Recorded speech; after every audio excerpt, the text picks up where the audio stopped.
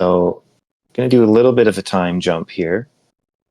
The only one it really affects, the only kind of like retcon that needs to happen is that Dylan, Cork was like outside with the Spacebillies, but I'm just gonna say that you like agreed to do that. Like that's gonna be like what happens when you guys roll out. Yeah. But first, it was like basically the middle of the night.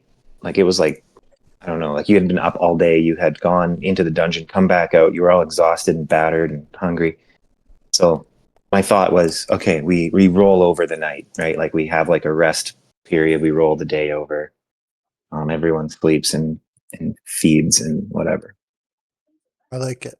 Just to keep the narrative kind of sensible. Otherwise, you guys are just like 24 hours going straight, like no rest. Yeah.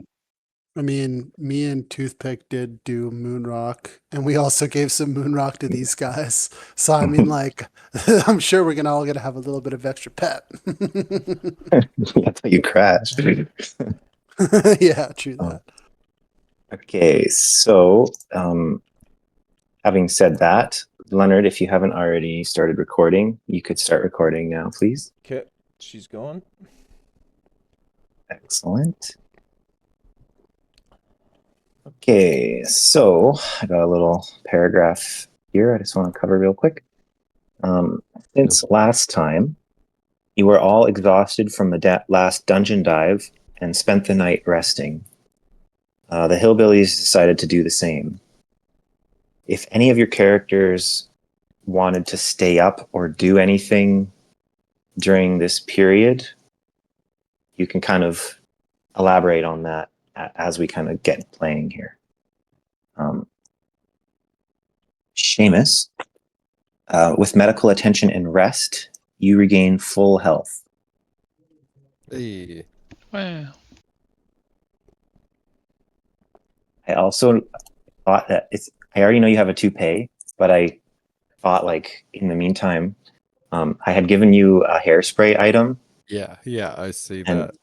I think, well, I gave you that like session 1 or 2 or something, Okay. but and it was supposed to just be like an all-in-one super hairspray that can do anything hair related. So I thought it would actually be funny if you could just use it to like regrow your real hair. Yeah, no, I like it. I'll start the treatment today. Yeah.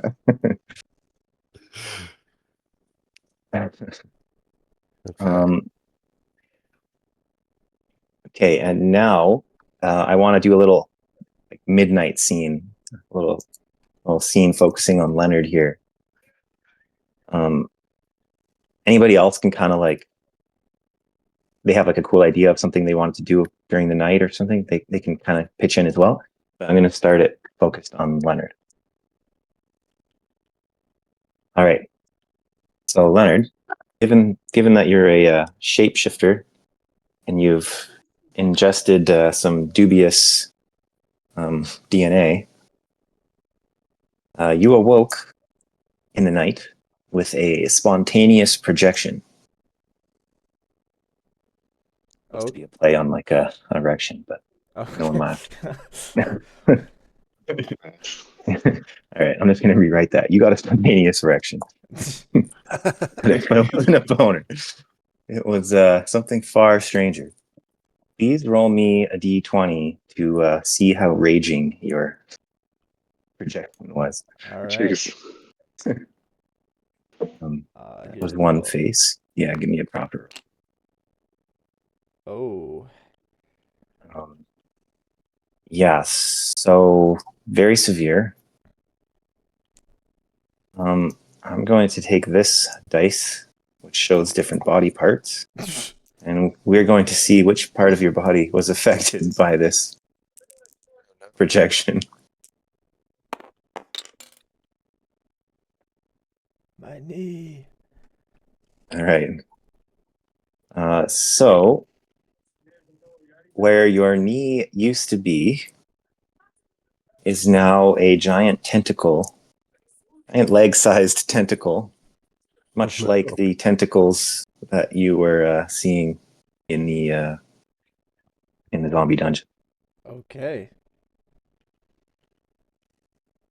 Yeah, about mid thigh down is just full blown tentacle. Can't really seem to get it under control.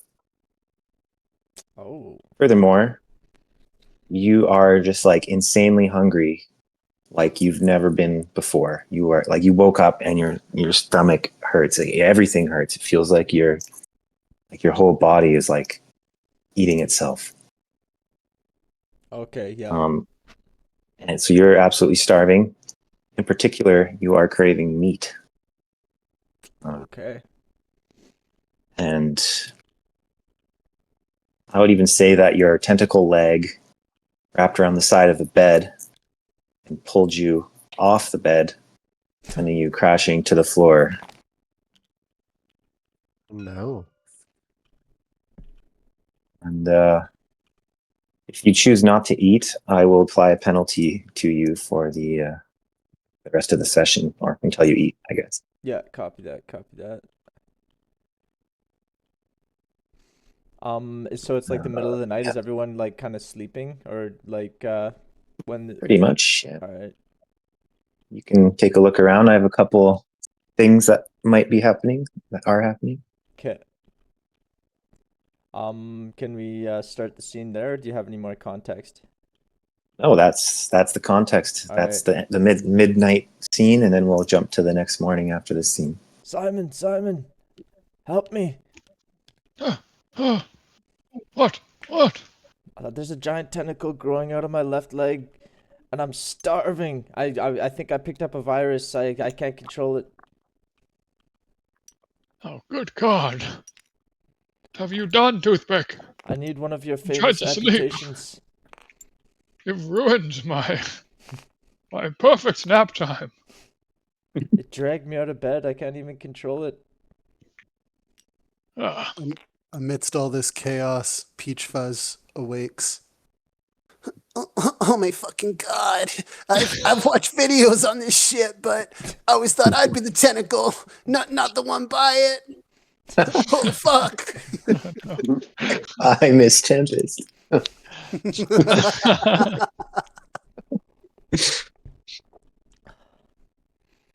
Leo, are you here? Yes. I'm startled awake by Peach Fuzz waking up. I need a Um, prayer. I need some of your super powerful prayer power to pray this out off my leg. Squishy in there. oh, um. Okay, sorry. Sorry, what's on his leg? I'm not sure if I fully get this. It's a big tentacle growing off my knee that I can't control. And that It's like woke growing me out of up. you. Yeah. No, I thought your it leg is your was leg. the tentacle now. Oh, it is my leg. Okay. Okay. Shit. Okay. uh, Soul, please heal this whatever this is. Um, can I do What does it can I say in your use book my about these things? Solarian? Can I use my Solarian thing here? Like, is that gonna have any effect on this? My What do you want to Probably do? not, I guess. I don't even know. I don't want to really want to like laser his leg off. But... I like how the prayer was like, oh, soul, like, do some shit. I don't know. What does the chapter on tentacle legs say in your book? This is a little bit outside of the purview of of the Bible. I thought everything was in the purview of the sun. Well, that's a good point. Well, it seems like we may have to amputate. Yeah, Rogain's surgery went well. I want I to. say Can I I say a just cut prayer in and for I a sec? shine. I say a prayer and I shine my Solarian light on him with my sigil. I don't know if that's going to do anything or not, but that's what I'm Sure, doing. sure. Before, like, as you're doing that, as you're like mumbling and looking through your book, Peach Fuzz is like, he's like, Uncle Graybeard was right. You Solarians don't know shit. You weren't saying that last night. Nice. Okay, so you want to shine the light, your Solarian light on. Yeah, well, I'm saying a prayer. I don't know. Yeah. Okay. I might blow my cover here that I don't actually have any powers, but it starts wriggling around all crazy and like retracting away from the light, and Toothpick loses his balance as it kind of like grabs onto a bedpost and yanks. okay. Holy Aurum asteroid! It worked. It's affecting it. No. Yes, the soul is very powerful. At this point, everyone in the room's awake because like quite the ruckus. Yeah. Simon, I give you full permission to get rid of this. Just heal me, please. Well, maybe that is slightly premature. You will be missing a leg then, I suppose. Perhaps it's some sort of allergic reaction. Why don't we try this adrenaline shot? Oh, Little EpiPen action. I like the sounds of that. I don't actually have that. Does the ship have that? I think you might have that. I don't know why not. Alright, sure, yeah. You could have some basic Oh, I have Shark full gear. adrenaline. Shark Actually, I was adrenaline. thinking about my I have a plethora of Omni stuff that I should probably use at some point. And I was thinking about trying to come up with ideas for an Omni Bionic, and I thought a cool option would be like one of Simon's fingers could be like a sort of hidden syringe that you can fill with whatever. We have to do in advance, but fill with whatever serum or solution that he wants, and then he can use that for, subduing patients or. I think that's a fantastic idea. And I would one up you and say that you could even have some kind of special organ, maybe some part of your liver or something that can synthesize drugs a little bit. So Oh my god, you could kind of have it like replicator. preloaded with something that you wanted, and then you could reload it with whatever else later. Okay, pretty sick. All right, Super so sick. I will use that then and inject Toothpick's leg with some adrenaline or whatever they use, some fake adrenaline, whatever they use in those EpiPens. So more meth. Exactly. Simon, you know just what I needed. And your intention here is to like stop an allergic reaction. Yeah. Okay, So he's not really sure. He's never experienced this before, so he's actually not sure. It's just a guess. No, I like that because the idea is basically that yes, there's like a foreign body in him that's trying to like take control. So it sticks with the logic pretty well. So let's I want you to roll and see how effective your adrenaline serum is here.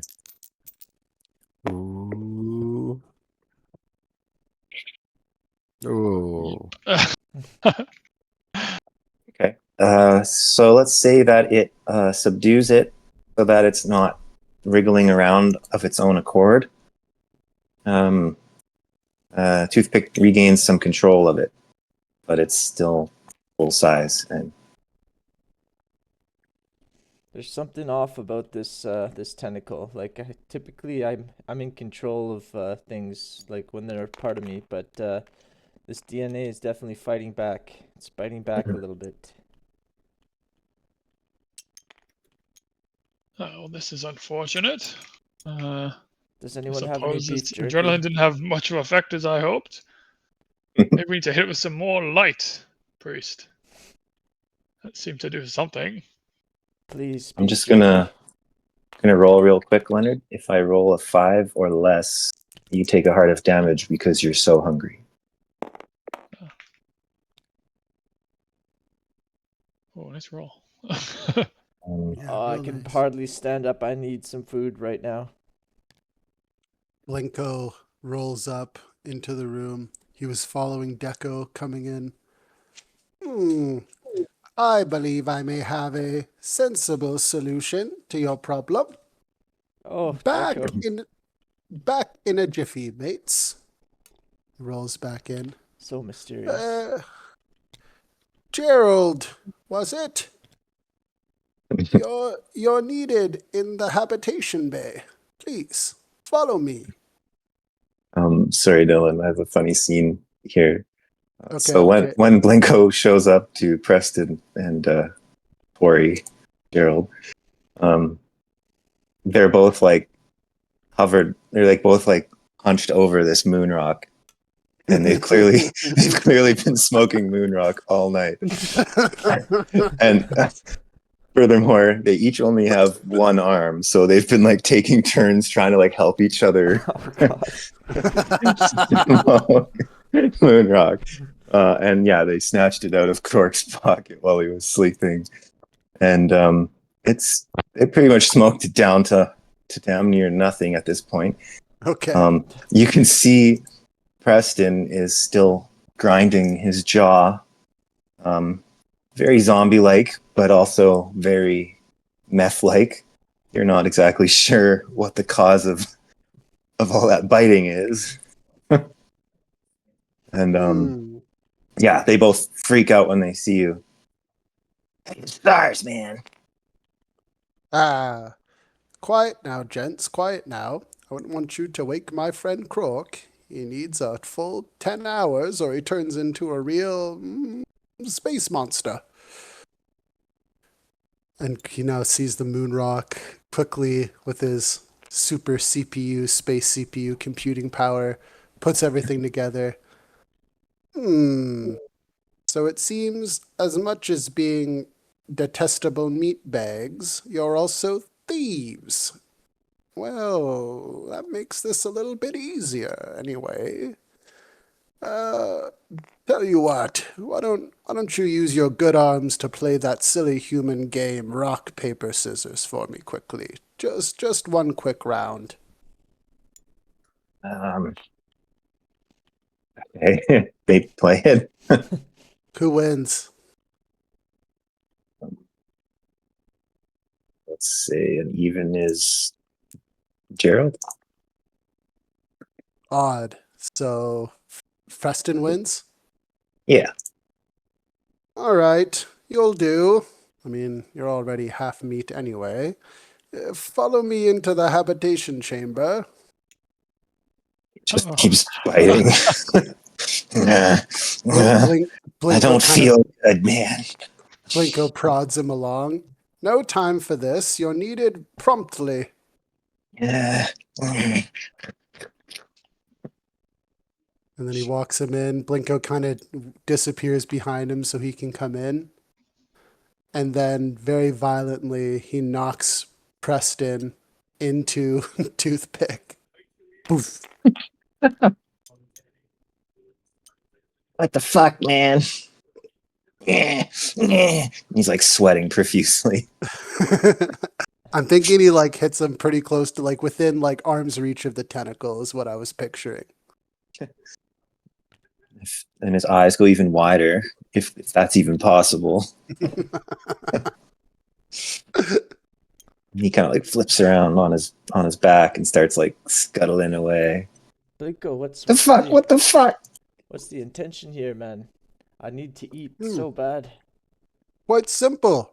Eat him. He's only a level or two above human refuse anyway. What the fuck?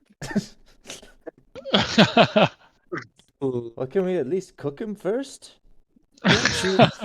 You meatbags are so interesting. You can recreate each other so quickly, yet you're so hesitant to destroy one another. Why is that? It's love. The power of love.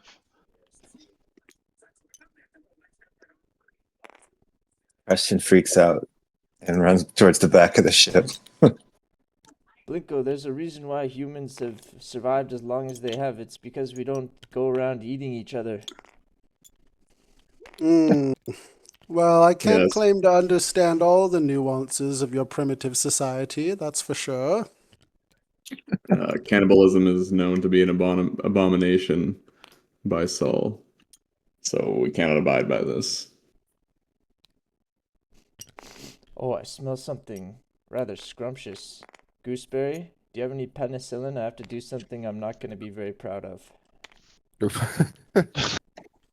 You can smell penicillin. No. I want a shot of penicillin before I do what I need to do. I suppose we can spare some. Here Ah, you go. thank you.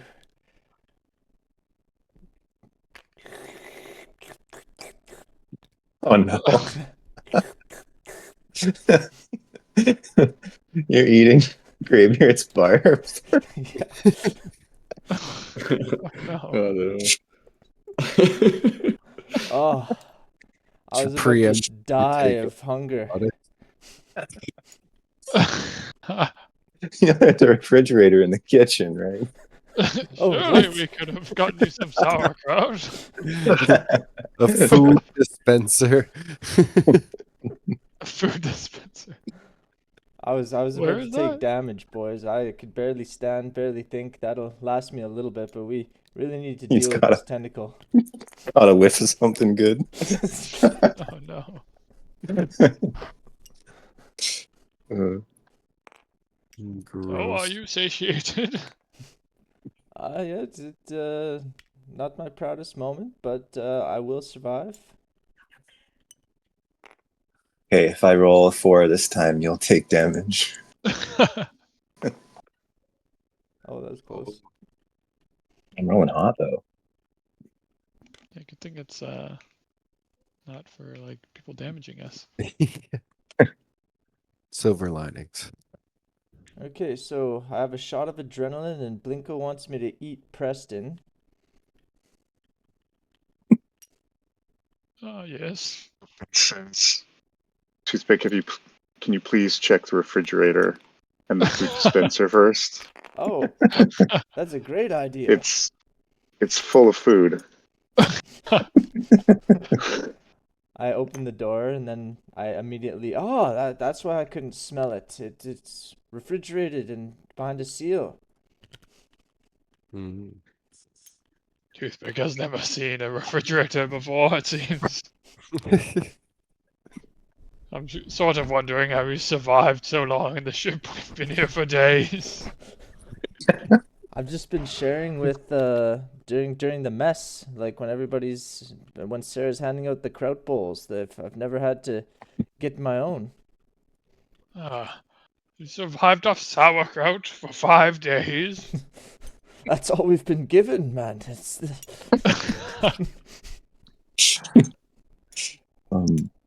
So you start eating out of the fridge, and give me a roll. Low would mean that you like way overeat a lot more than you need. Okay.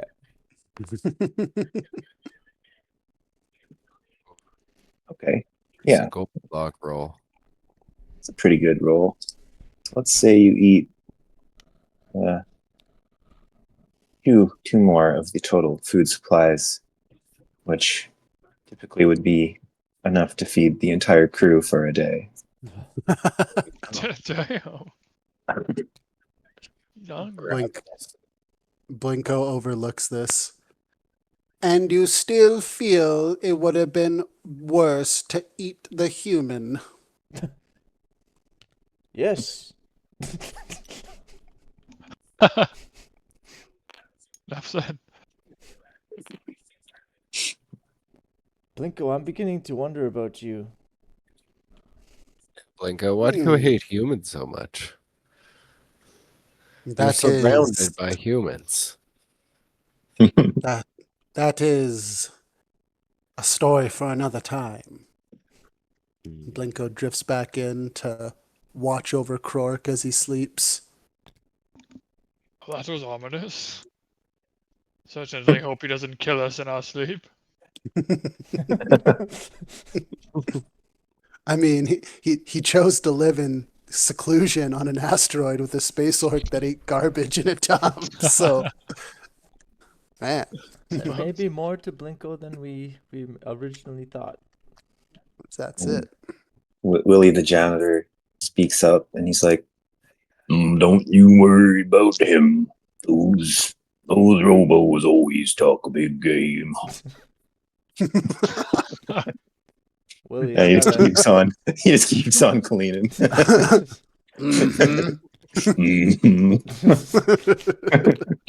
Really, why was there barf on the bridge for so long? Were you just cleaning the back of the ship?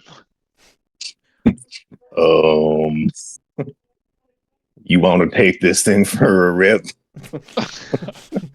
I do believe that's a floor polisher. You do not use that for cleaning up messes. You'd be surprised. Polishes them into the floor. So you want to be the janitor, and I'll be the doctor from now on. No, I suppose I shall leave you to your duties. Carry on, good sir.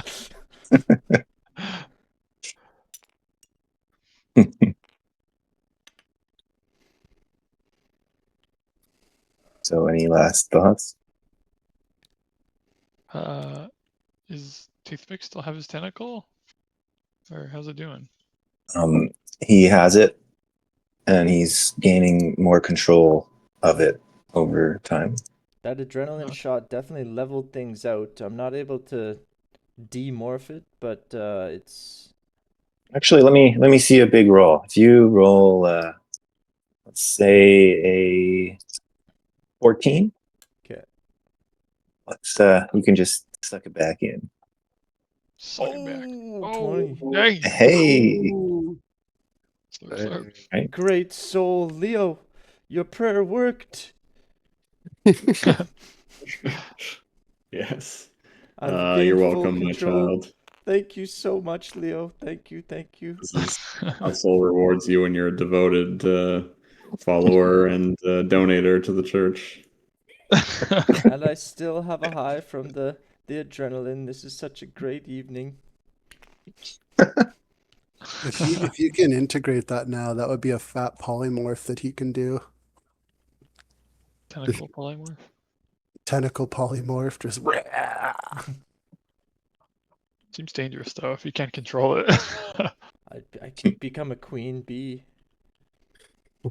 It should be useful to somehow connect with, like, the whatever the entity that exists in the dungeon. Oh, I could do Somehow. an avatar ponytail connection. Mhm. Tentacles. Yeah, exactly. Fly me tentacle connection. Wrap them together in a Somehow. corkscrew. Yeah, I wonder if we could communicate with the tentacle entity and somehow cooperate with it, or maybe control it, sneak past its defenses, or use it to our advantage in some way. I feel like Rogange could also understand zombie speak now. I'm starting to hear murmurs from the skull on my hand. Like thoughts is kind of what I was thinking. Hunger. No one else hears it. Yeah. The zombie head, whenever it eats something, I like to imagine it just drop out of the neck hole. Like it just drops. Yeah. Masticated mush. Just keep feeding it the same thing over and over again. And it's What a- never satisfied. No, what a curse.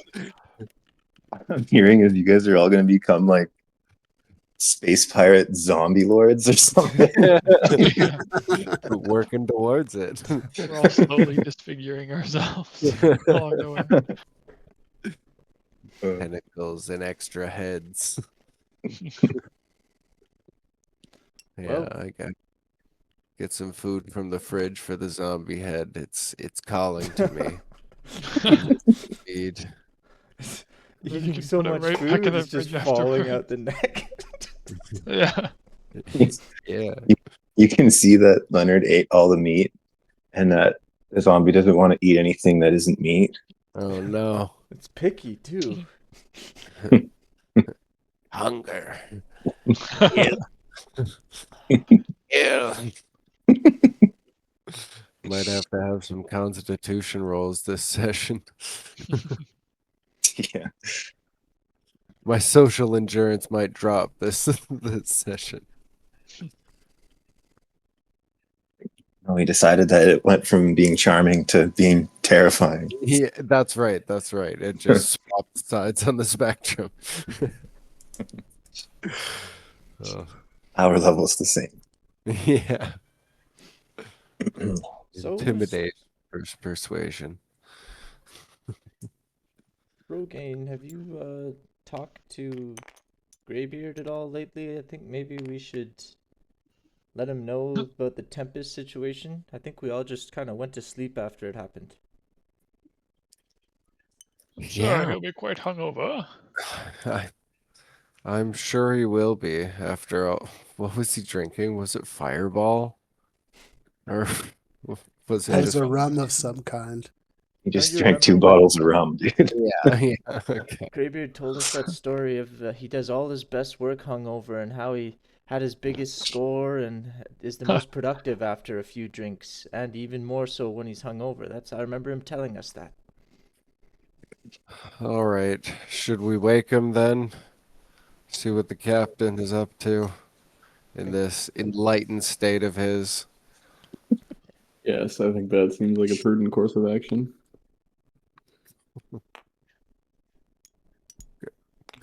Greybeard. Greybeard. He's just slumped over by his chair. Can I use my Solarian Sigil light to wake somebody up from a hangover? Sure. While he's doing that, I want to bring the zombie head close to him, but not close enough for any real danger. Okay. Like in his line of sight as he wakes up. Yeah. Just hold it up to his head. And then like Coleman's like shining the light behind it, like it's like glowing or something. Zombie god. Yeah, please elaborate on how this goes down, Coleman. How are you approaching that? I'm just literally like shining a light in his face, I think. Like when you wake up in the morning and somebody opens the curtains and you're like, oh shit. Okay, and I'm going to presume that the zombie head also takes a lot of that light, and zombies don't like that light, and it starts acting. If it wasn't already erratic, starts acting even more erratic. And Oh yeah, I forgot to Captain Greybeard opens his eyes to this manic zombie head biting away. And I'm going to say that it spurts out a bunch of blood all over Captain Greybeard's face. Ah! Captain. What madness is this? Oh God! Oh God! He barfs. Oh no. Toothpick comes in all hungry. Yeah.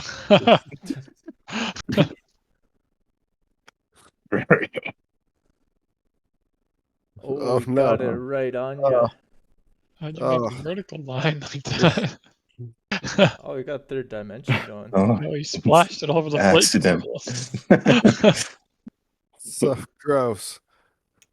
Willie, clean it up. Oh, he's just like, nothing I can't handle. Start shaking it off me as I step out of the worst of it on the floor.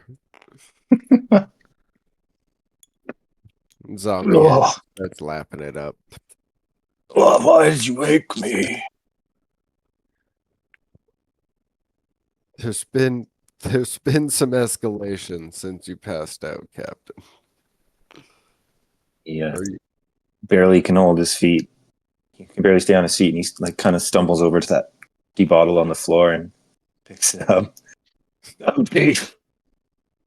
Oh, damn it. Escalation of what? Oh God, I'm gonna throw up again. while he's mid-drink, I want to say, does the name Spacebillies mean anything to you? Having a bit of a flashback here. Didn't I? That one naked one that always walks around. Didn't I talk to him last night? What was he doing? Oh God, here I go again. No. Not again. No. I'm not even Caught getting you bad again. rolls that I'm getting picked up. You chose to wake up Gravy. That's fair. I was encouraged, I feel like. Captain. Maybe take a seat in your chair. I step out of the path again. Oh, Oh no. yeah, he falls over. Oh, slips on the puke and blood. Fuck. I walk towards him and I try and like reach out my hands to help him get up, and the zombie head just starts going nuts. And I recoil back, being like, no, I can't. I can't even help him up. This captain I respected for most of my time on this ship. Yo, turn off that blasted light. Oh yes. Seems like it's done its work. And he reaches into his coat pocket and pulls out another bottle. Dr. Gooseberry, I think we need an IV in here. I like shouted into the back room. Oh my. Well, why didn't you just let him sleep it off? Oh, what a mess! Good God. It's okay. Willie has it. Willie's got it under control. Mhm. He's like revving up his polisher. I think it's a lot of work. I'll leave the Right. poor man alone. Perhaps we'll transition him to his bed and maybe we can give him some electrolytes or something. I don't know. I will leave that in your capable hands. I need to shower and change. And I make Yo, my come way to grab the an arm. showers. Oh. Yeah, Rogaine needs to shower before we head out.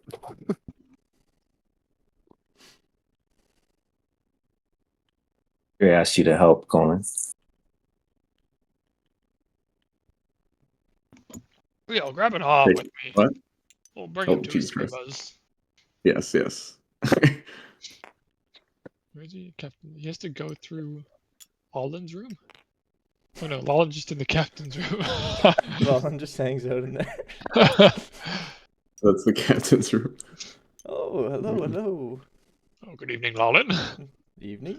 Just watching my evening shows. Law and Order. Greybeard has the full box set. Vintage TV. No, watch out. Perhaps we need a bucket. Yeah. He's got his own toilet in the room. He goes to the toilet. Perfect. All right, here, take this multivitamin, a wet wipe, and this electrolyte tablet. It should be right as rain in a few Oh, hours. thank you. Here, I brought him these. Ah, perfect cigarettes. Oh, Any healthy man needs. you guys are just the best crew a captain could ask for. That's right. Anyway, rest up, Captain. We'll handle Yes. whatever's going on. All right.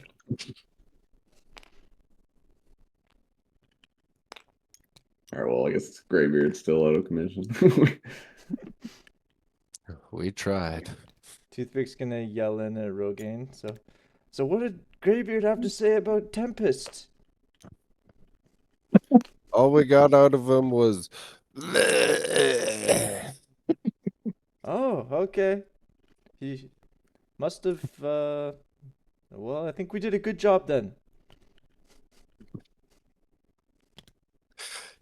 Guys, Rogaine asked Graybeard about Tempest, and Graybeard just said, "Roar!"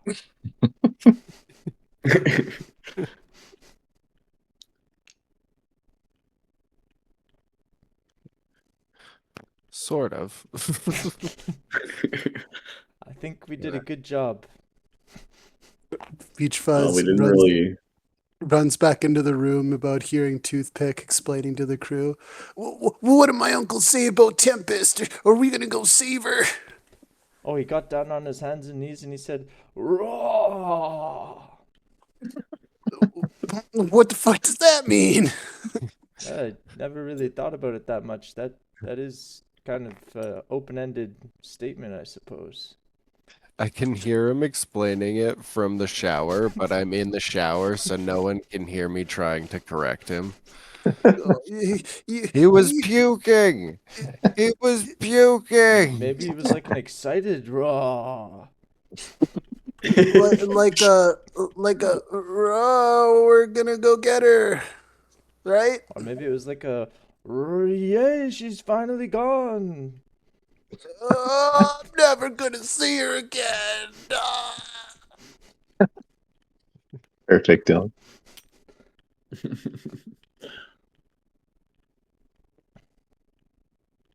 Well, things have really been going good for us.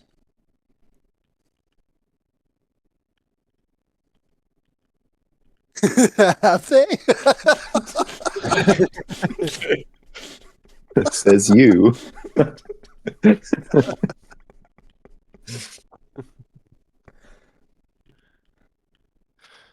All right. You can smell the faint wisps of moon rock smoke drifting from the back of the ship.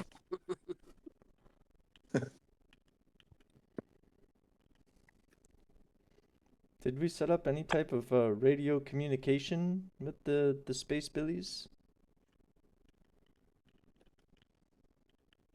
You could radio them if you wanted, but they're probably sleeping. Well, I've got nothing but energy. I'm not going back to bed. So, what are our options to deal with the Spacebillies here? We presumably can't escape them.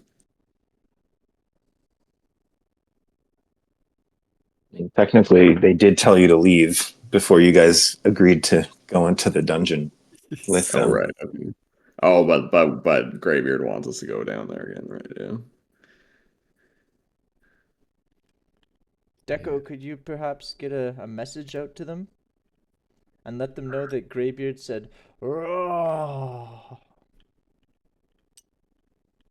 I can definitely send that along.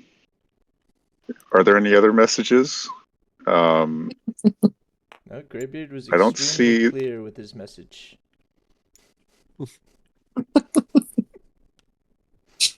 I'm trying to translate that message, and I don't see compatible language with that message. But I can pass it along, definitely. Don't And see the purpose. let them know that Greybeard thinks we're the best crew ever as well.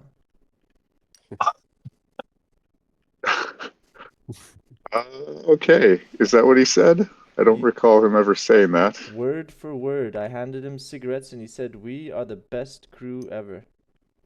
Okay, well, Best that crew makes a me captain very. could hope for. I can pass that along. Any other messages? I think it will give them a sense of intimidation, you know, kind of shift the power back on our side.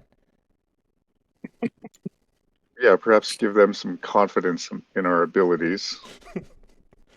And slight intimidation technique. Lawlin was talking about those techniques to me. I've been picking up on them. That Lawlin is a resource for law and order, isn't he?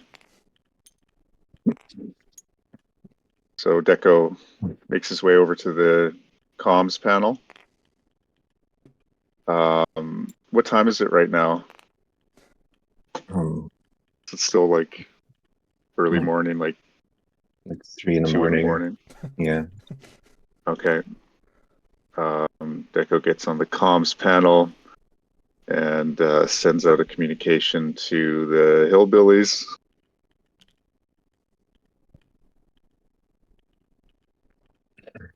Within a minute or two, Billy Manfred answers, and he looks pissed. He's like, "What the hell are you doing calling me at this time of the night there, you damn bot?" We're just checking in regarding plans in the morning to navigate down to the asteroid with you and investigate further. The old 3 a.m. And check-in. Hey, you got no sense of time in that dull robot head of yours. You know humans need rest, right? I'm very connected with the needs of humans, and I take pride in keeping people safe. And I'm usually very patient regarding the needs of humans. But I feel like this is a matter of urgency, and I want it to be proactive on behalf of my team. Find out exactly what your needs are, and also pass on a message that our captain is extremely proud of us, and we are the best crew he's ever had.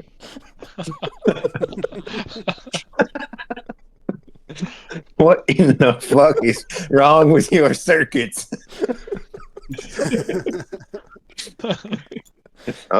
My circuits are completely well and in order.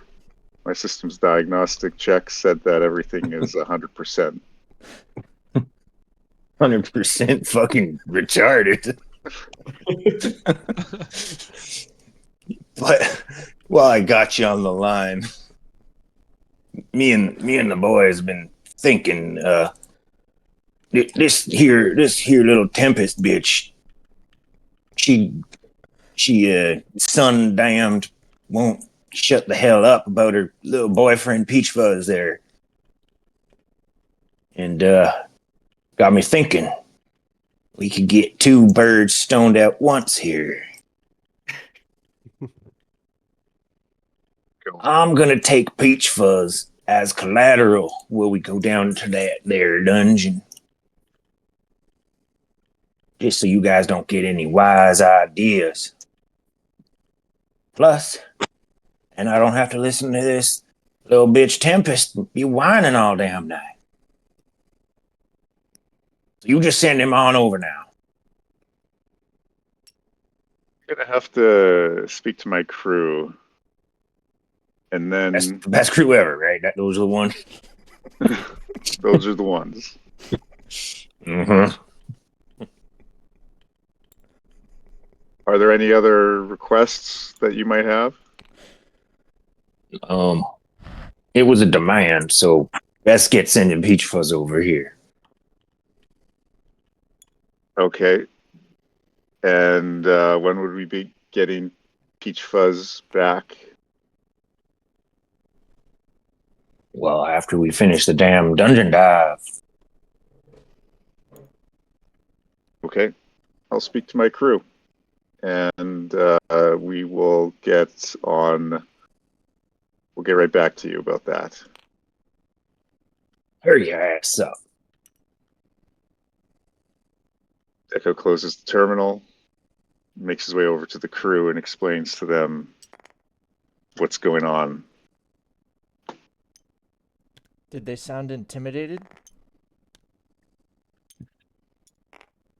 Hard to tell. They were mostly. I just spoke to the captain, and he was angry and insulting.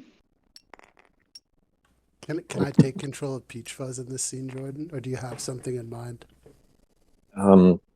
You've been doing a great job. My only thoughts were that Peach Fuzz really wants Tempest back. He'd probably be up for it.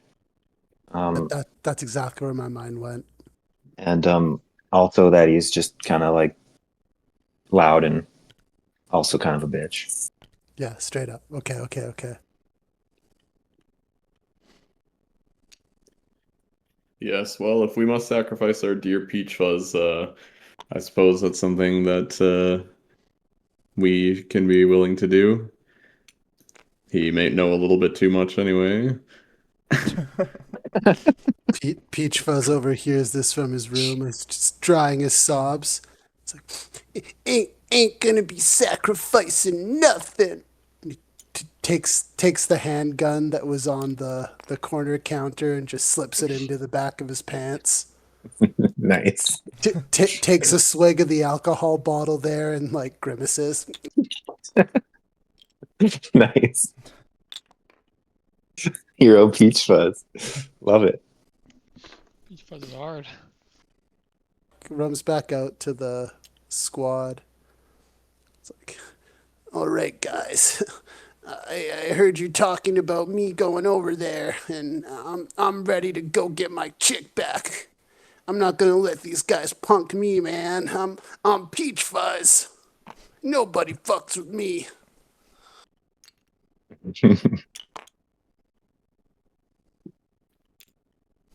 What's the command for writing a character model again? Oh, it's F to F. flip. Thank you.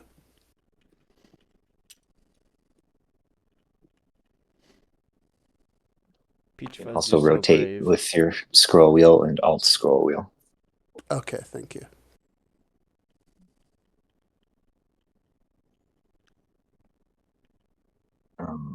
After this, So maybe you'll everyone's just be just Fuzz. quietly letting Peach Fuzz go. Well, it seems Twiddling like their seems like it's thumbs. all the best. I like that you guys have so much confidence in me. That really gives me hope here. No one's gonna Yes. fuck with me. Yes, we know you'll do us proud, my dear Peach Fuzz. Yeah, damn straight, I'm gonna do Uncle Greybeard so proud. He might give me my own astrologer after this.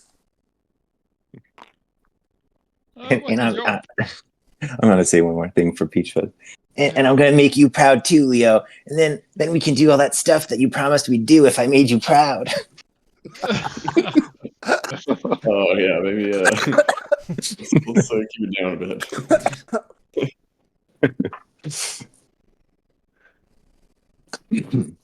And what is your plan, young Peach Fuzz? Man, it's gonna be simple. I'm gonna head over there, and soon as I see an opportunity, I'm just gonna use this and start capping those fools. Yes, capping those fools. And what if they have their own guns? What will you do then? I mean, I'll wait till we're down in the dungeon. That way they'll be too focused on other stuff to think about me. And also, Tempest will get to watch me be so brave. probably get her feeling all juicy coochie for me. No, not that you loser know anything about that. Ah, juicy coochie.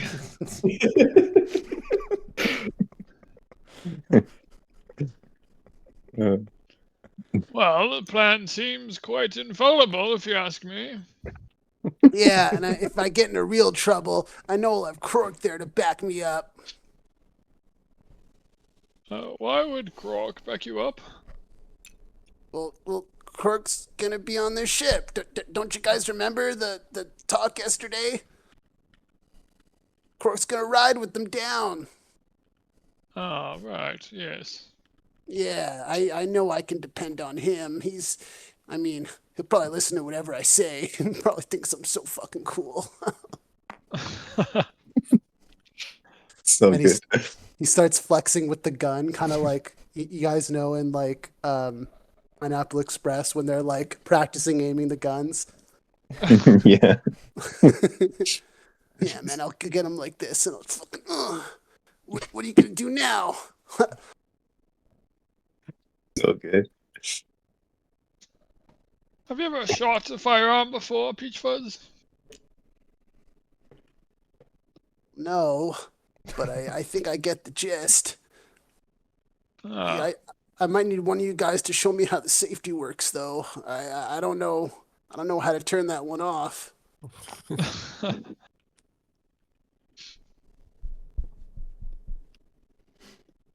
What's the worst that could happen?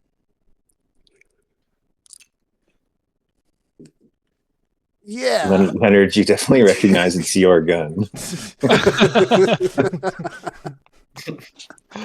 Well, I was gonna give you a lighter for the trip, but seems you've grabbed my gun. I mean, once you figure the safety out, everything should go good. Yeah, man, I'm not afraid to let this heater sing. So good. Well, Well, assuming everyone just gives him a pat on the butt and sends him on his way. Thumbs up. You get him. Yeah. You get him. Oh, Toothpick, why don't you show him how to rack it and load in a new magazine? are you winking at me with a new magazine or? It's only got one mag. No. All right. Well, at least you should know how to rack the thing. All right. Don't worry, guys. One shot's all it's gonna take. All right, Peach Fuzz. I'm gonna just load this thing up for you. I'm just gonna. All right. I'm gonna start swinging it around my finger. I'm gonna take out all the bullets, and I'm gonna reprime the chamber here. Show him the sights. Teach him about not putting his finger on the trigger. But I'm also gonna take all the bullets out of the gun. All of them? Oh my god. Whoa, whatever you did to this, it feels a lot lighter, Leo. Or stick. Or toothpick.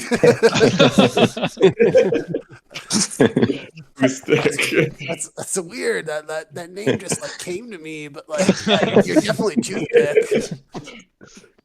Yeah, man. Whatever you did, this thing feels way lighter. I like that. I just primed it for a more of a stealthy mission. You know, now you'll be able to maneuver easier. Oh, holy shit.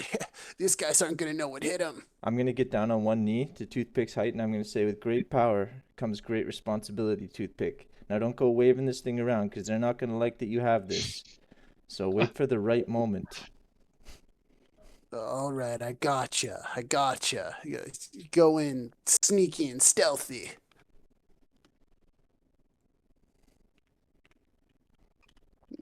Not really my style, but I'll take your advice.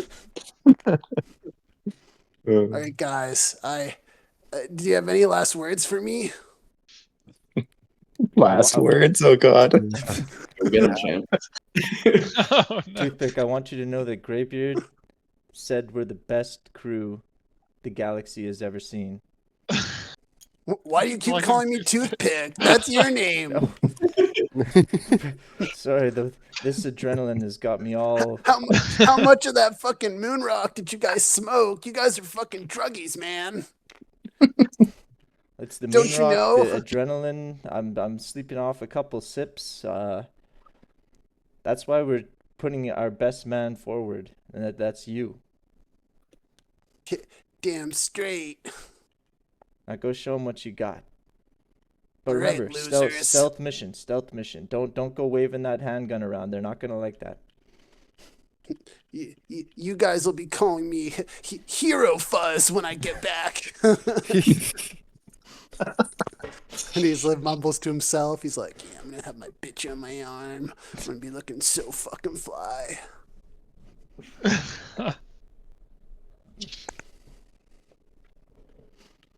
Good luck, Peach Fuzz. Noble God. sacrifice. All right, so Peach Fuzz suits up and heads over, I guess. Yeah, shoots himself through the Atmos shield over to the ship in like a, I don't know, tractor beam, whatever it would be. And Lands. yeah, they kind of open up the door there for him, and you can see the assistant guy. You can see Gilly here. He's like a little. Imagine you're in a very small space, like a vehicle, maybe like the size of like a van or something. And you kind of like get on board, get through the atmosphere on the ship, and Gilly's. You could see Tempest in the back. She's all tied up, kind of in the back of the van. Gilly comes over and he's like, "Can't believe they sent you over here, kid." He comes up and he grabs at your kind of like your wrist or something. Yeah, let's say, no, let's say he grabs like the back of your collar, like the back of your shirt, and like pushes you towards the back of the ship. And Manfred's waiting back there with some rope next to Tempest.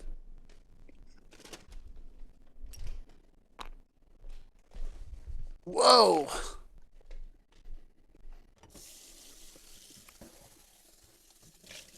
Tempest is like, "Oh my god, Peach Fuzz kneels down beside her. He's like, don't worry, baby. I got a plan. I'm gonna get us out of here. Just wait. these losers don't know what's coming for them." And Manfred's like, "All right, enough of that there, sweet talking, youngin. Time to tie you up." And he goes to reach around your kind of like waist and arms and tie them up with some rope.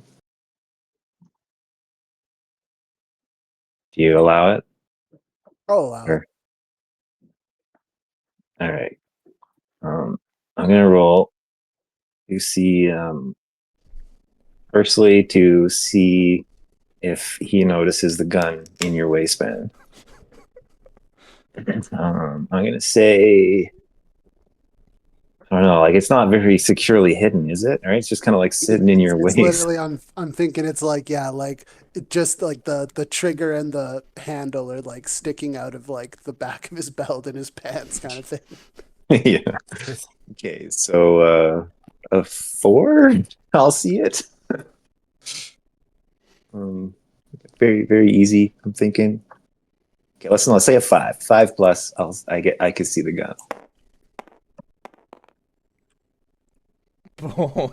No way. Nice. And Our then hero. let's see how tightly I tie you up. Okay, so he doesn't spot the gun, but you and Tempest are tied up very securely in the Spacebilly wagon.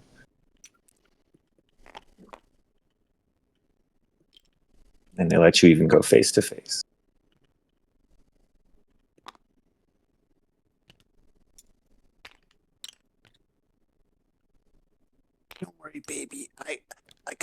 to get us out of here. These chumps don't know what hit them. And then you can hear Manfred talk to Gilly, and he says, I know we agreed on an 8 a.m. rollout, but these fuckers already woke me up, and I know I ain't getting back to sleep. So he pings the ship. You can hear the comm panel echoing through the whole ship. Ping, ping, ping, ping. Oh, guys, I hear the comms panel. I'm gonna go check that out. I'm all hopped up on adrenaline.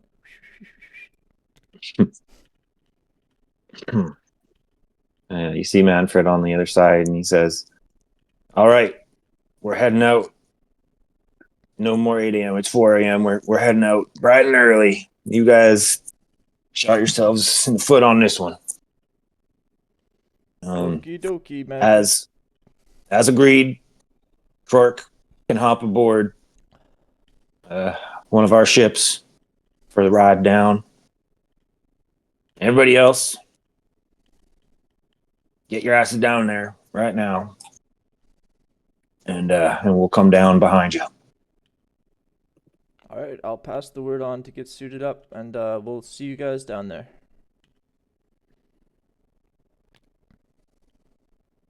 All right, Copy. everyone, suit up. Manfred said no more 8 a.m. start time. We're starting now. And I'm gonna bring my acolyte Michael with me this time.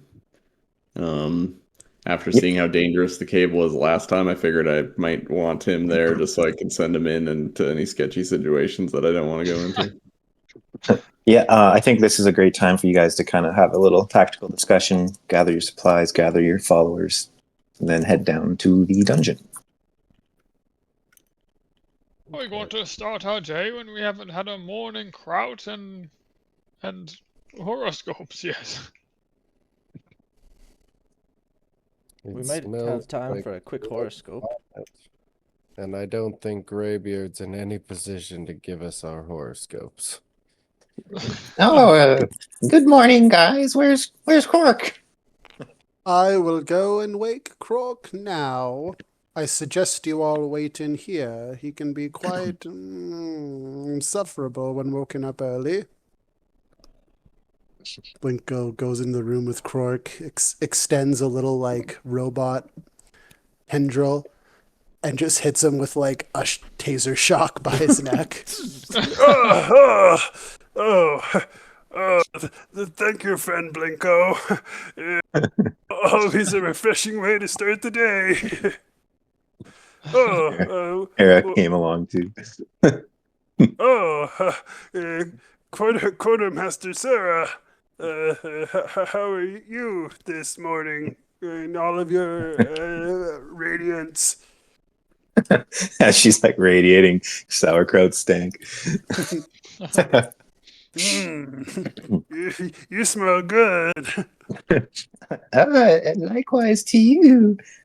And she sniffs and do you smell that? What's going on back there? That's Thing we did yesterday. Oh. Hey, what happened on my moon rock? There's a little bit left for you, Cork. Well, Quark slept. Friends decided to help themselves to his moon rock, looted at great danger from the asteroid. And then they kind of say, like, you got it easy enough the first time, easy come, easy go. I'm sure there's lots more where that came from, right, buddy? Right? You could get us some more, right? Right, Cork? Quark looks at the two, and there's like a picture of like contempt on his face that could be indicative of some like violent intention. And then he just takes a deep breath in and out. What is but a little bit of moon rock amongst friends, am I right? Okay, guys. Well, don't have too much fun. I should probably go see the rest of the guys, Sarah. Bye. Crawls through, pokes his head into the main Sarah chamber. stays and does more Moira. Cork pokes his head into the middle. Hey, good morning, guys.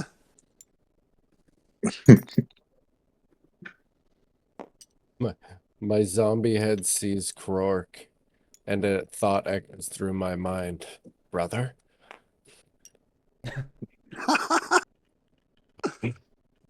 Oh, you did a real good job fashioning that head into something usable there, Rogaine. I definitely had skillful hands working on the task. Yeah, let me help you. If you press Alt and rotate.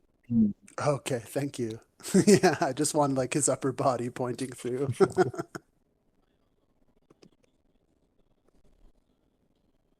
Sorry, Rogaine, you were like, what'd you say about the head there? Sorry, I said I had some good help fashioning it on, and I just kind of like gesture it back and forth, keeping it far enough away as to not get bitten. Just biting at everyone it sees.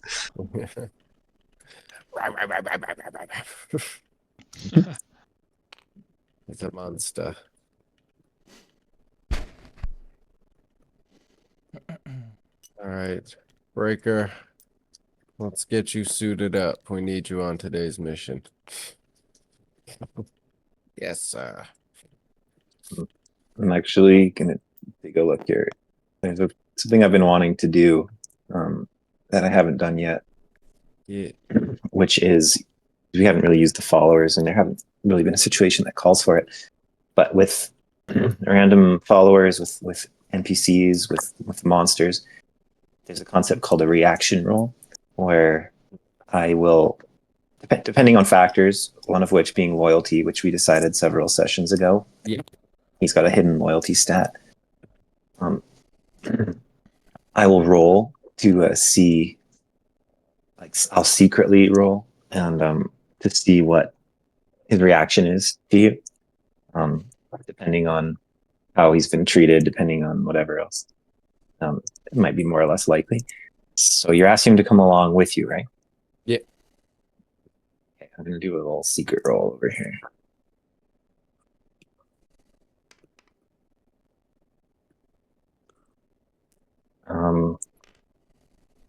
He doesn't want to come. He's saying, I already gave you all my hair. Isn't that enough? And he looks scared of you now. Like he remembers this like beautiful Rogaine, not this monster.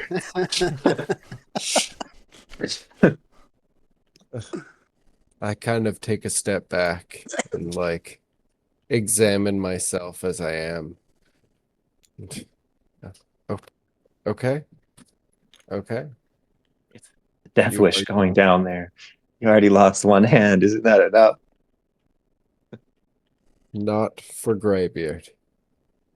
Still have this skewed sense of loyalty towards him. Breaker, we're picking our best man on the galaxy's best crew to help us on this mission.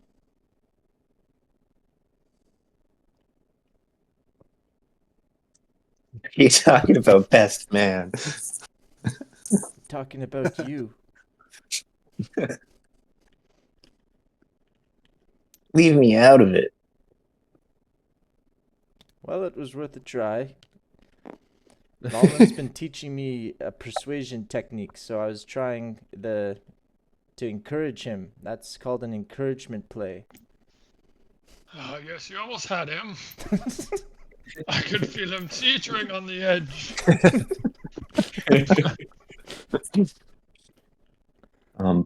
And then Coleman, you wanted your guy to come too, right? Yeah, I was also wanting to bring Michael along. Do you Also say wanna bring anything Blanco. specifically? I mean, my Do anything? relationship with him is just that he's like kind of like my underling follower. So basically, I just tell him that he's needed for a mission. Soul needs him for a mission. Okay. I'm gonna roll to see his reaction too.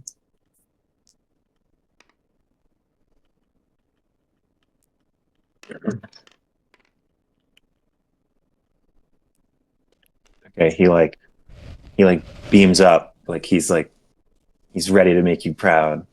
Just like Peach Fuzz. I'll make you more proud than Peach Fuzz. I don't know about that, but we'll see.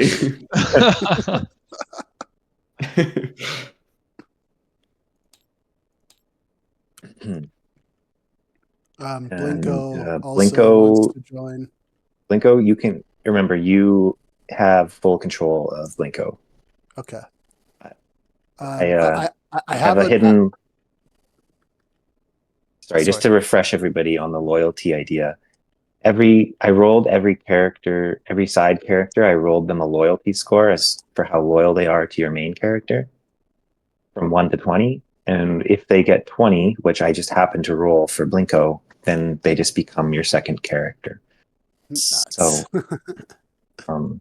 but it's a hidden score, and depending on how you treat them and how the results of adventures go, then they will become more or less loyal. If they get very unloyal, they might even betray you. So, Blinko approaches Deco. As a fellow robot, albeit one of a less advanced modicum, I would like to travel with you down to this asteroid, Deco. Something in my near endless quantum computing power keeps coming up with errors when I consider what could happen down here. So I'd like to accompany you. I would be honored if you join me. I would feel much more comfortable with you by my side than my old sidekick Puri, who is preoccupied with other hobbies at the moment. Yes, too bad we couldn't have just done away with them. and I also suggest that conversation happened in some weird robotic beep code. Droid talk. Yeah. All right. I'm thinking that Blinko kind of covertly, I'm imagining he tries to make himself look like a part of Deco's just normal circuitry. He kind of wraps himself in, and he's just kind of floating beside Deco. Blends into his backpack kind of thing. That's exactly what I'm thinking. Yeah. Struggling with that guy. Yeah, how do you write them again? There's some awkward hitboxes there, and you just keep accidentally putting him on Simon's feet, and then he twists to the side. F. Okay. Yeah, but if it's already at a weird angle because of some weird collision, then F won't actually fix it. You just have to kind of drop them and then drop them on a flat surface and then grab it again. So yes, Blinko merges into Deco inconspicuously. I like that. And any last thoughts before you guys head out? What about Thinking Hans? of doing a systems check, You can a ask diagnostic. Pardon me? Yeah, you go for it. Chris. Yeah? Okay. We have time for that before going down? Yeah, you guys got all the time you need. It's all loose and abstract. It's just Hillbilly's just saying, get your asses down there, and then we will proceed towards the dungeon. I'm just gonna go pee IRL quickly. Yeah, I was thinking we could have a quick break right before we started the dungeon, but yeah, go ahead. So it's okay. I can wait till we have a quick break. No worries. Okay. Yeah, I was just gonna do a quick diagnostic check just to see if there are any supplies or, ship levels that we need to look out for, to see if there's any resources in the asteroid to maybe refuel, or anything like that. Just because I noticed the water's getting low. We're at 40% fuel for the ship. Food's getting low, all that kind of stuff. Indeed, indeed. Very wise of you. Unfortunately, the systems monitor next to the main computer Mhm. is it's not on. It's not showing any signs of life. Not Okay. no power to it. And when you try to go to the main ship computer, the AI that would normally help diagnose these things, it's not functional either because you know that it needs memory. But Right. you can kind of, if you wanted to, you could like manually try to check different things, or you could Yeah. also just kind of make a general assumption that things are getting low. Yeah, I guess I could. I mean, I just wanted to check to see if there's anything like, pertinent as far as resources that we could find that we, might be able to use Okay. until we go to like a refueling station. How about this? Um, You notice the system monitor it's completely unpowered. Do you want to investigate it or maybe roll a dice? Yeah, Just try to figure out what's wrong with it? Why don't I roll a dice? Because like I don't know if my energy like on myself is strong enough to be able to do anything, like to power the display. Right. Um, oops, sorry. Okay, so so what would I be rolling the dice for? Just to try to like manually assess it, or Yeah, well, I mean, think of it like this. Like there's two ways we can solve any problem in this game. You can describe to me how you want to investigate or do something, and then we can kind of try to negotiate it, kind of, in a role-playing fashion. Or if that's too complicated, or if you can't think of any good ideas, then you can just say, I investigate this thing, and you roll a dice, and we let the dice decide. okay, And then, depending on some context, I could just set a target number for you to roll. So in this case, I would probably set the target number, I'm going to say, I don't know, 11, to see if you can figure out what's wrong with it. And you can roll a dice. You can add any bonus dice or use any of your extra dice as you see fit. okay. Yeah, I like to do a diagnostic check, just like you said, to see what's wrong with it. It's not turning on. There's no power. So I can roll that plus my, what is this? I have a couple other dice. I guess I could use I have a mental and physical dice, or are these? You could These use are the only once mental. per round. You could use the mental dice. This is a mental task. Okay. Let's do You that. also have your full health dice as well as 2 reroll dice. Okay. And how often can I use those dice again? Or those one-offs? Your full health dice you can use once anytime you have full health, and those rerolls are one-offs. Okay. My full health dice. You're really stacking this roll. Oh, this is good. Let me just roll these 2 dice here. Yeah, it's only an 11.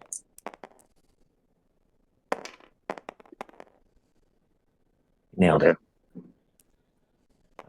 You, on investigating, you see that the systems monitor looks internally fine, but it looks as if a power cable was ripped out the back of it. Okay. Just looking at the power cable. Is it damaged, or can I just plug it back in? It looks like it was damaged a little bit and might need some minor repairs to reconnect.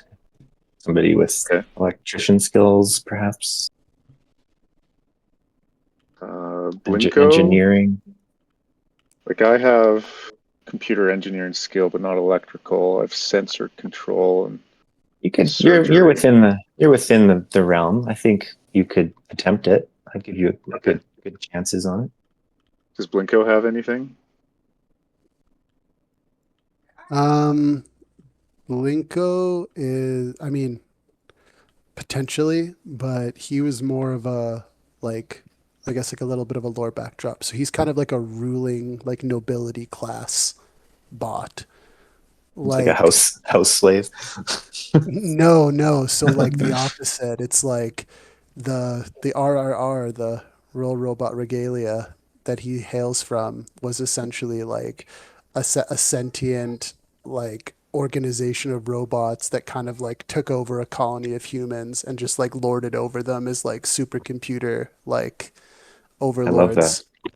overlords. And yeah, like I say, there's some tragic things that happen, which creates a greater disdain for humans. But he just ultimately views humans as like lesser beings. Cork is kind of an exception because Cork provides utility as like a protector of him, as well as like a companion that he feels intellectually superior to, and by all stretches is. So it's kind of just like he tolerates Cork and also sees the utility in him.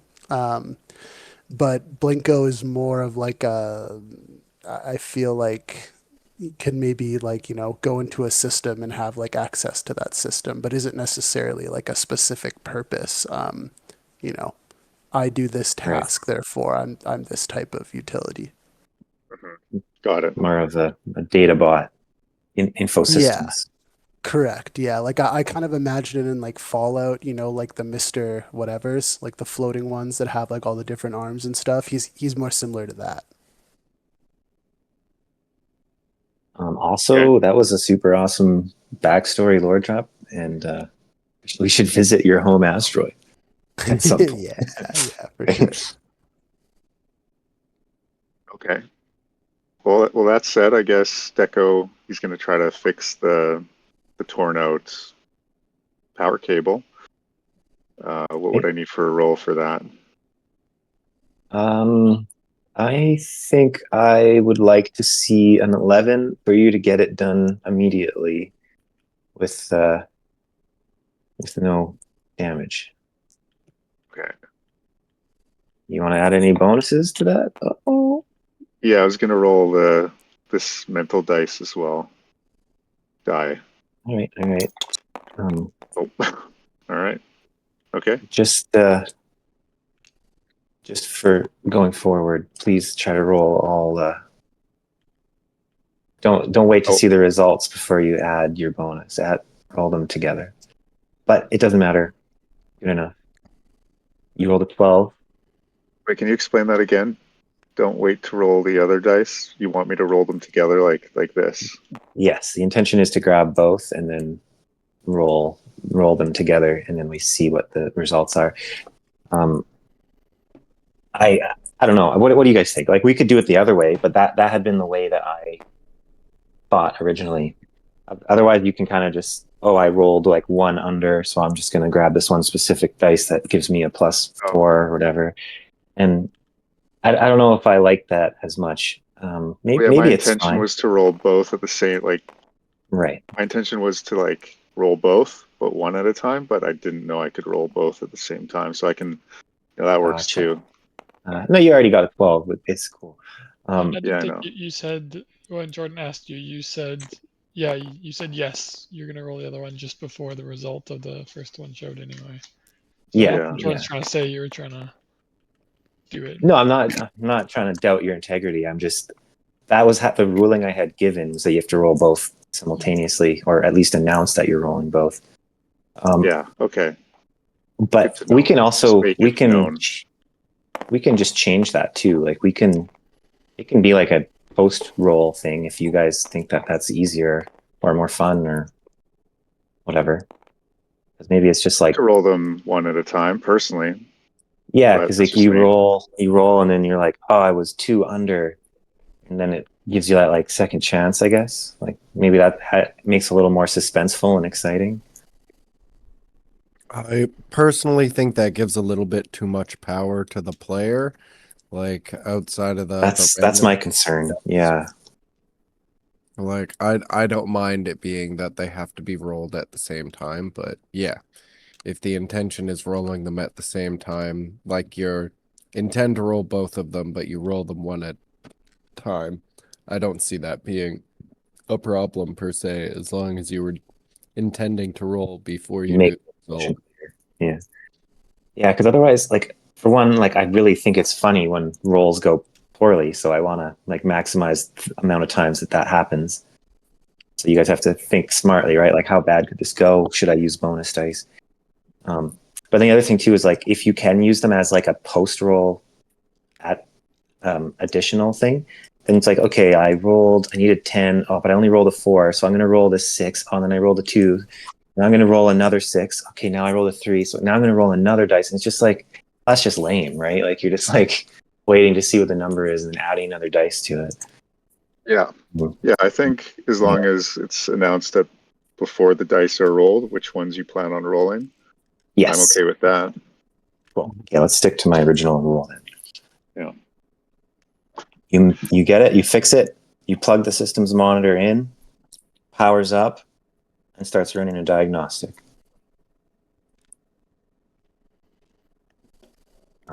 It's going to take some time.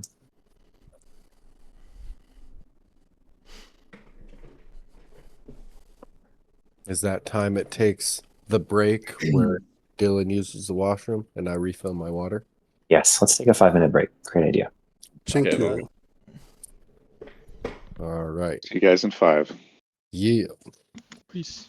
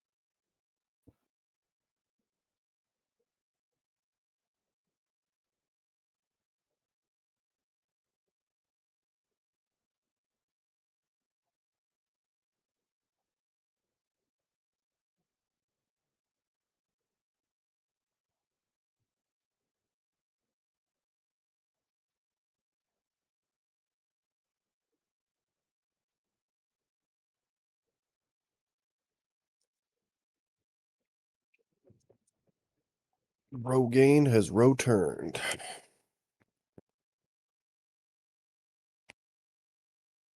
Fantastic. Yeah. And it's always so funny how these scenes can like drag out so long. Everybody has a cool idea. They want to do something. Like, thought for sure we'd be in the dungeon in like the first 20 minutes. Yeah, right. We're like an hour and a half into gameplay and still working on it. Yeah.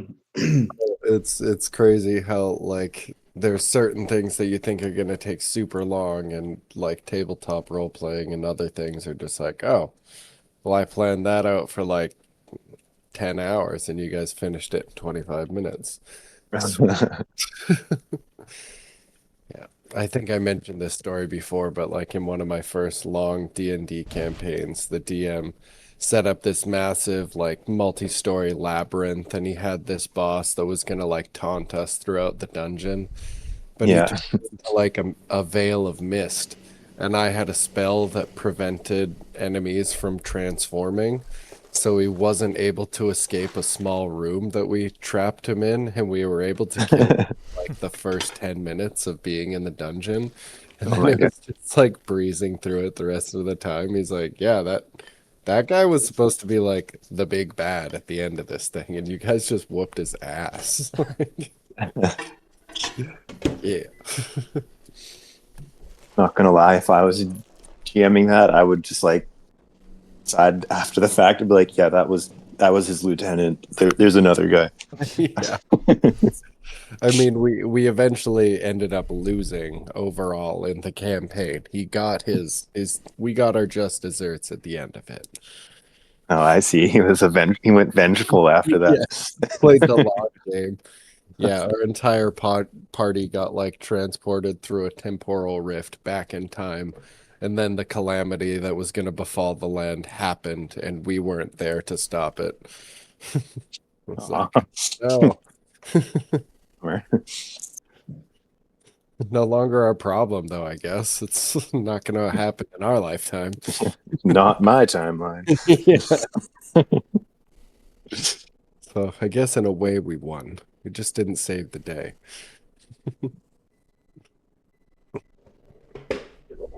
Yeah. Oh, so my face feels so much better, but now I just have these like holes in my face that are healing still, and food's getting caught in them, and it's super gross and annoying. Been there. Yeah, right. I'm back. Ew. Oh, yeah. Ew.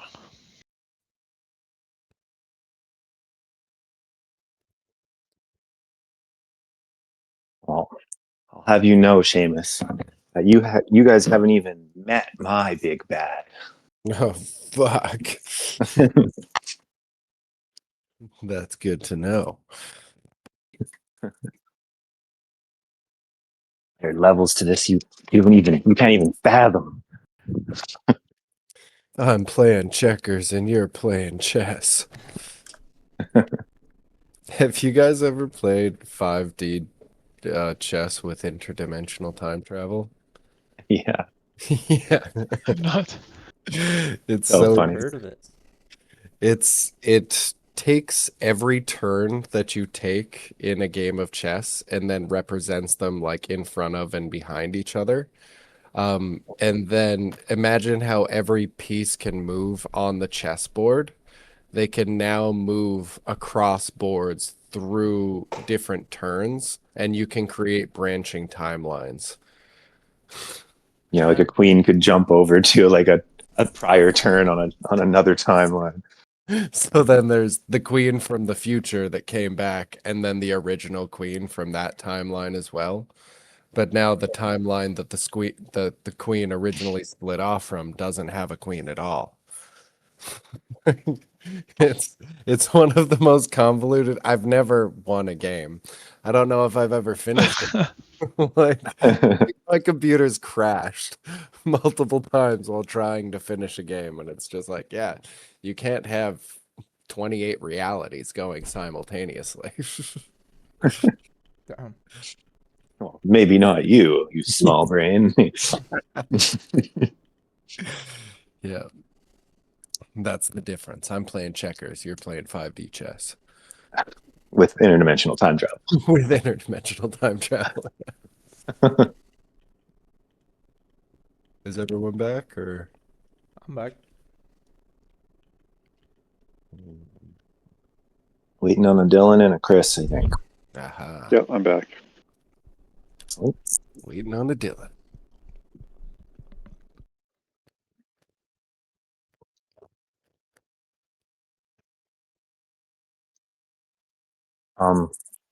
but yeah, let's just say some time passes and the systems monitor completes its ship assessment, and you are privy to pretty much everything. Is there any specific things you're looking at? The fuel levels are all obvious to you. You see the two most alarming fuel levels are the water is very low. You only have 1 day's worth of water.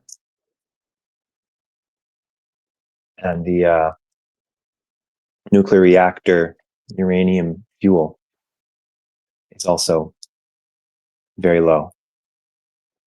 Maybe something like less than a week, maybe a couple weeks top end for your power generation.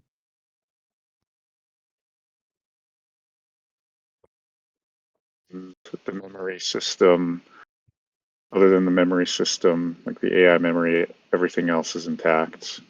We don't need anything else.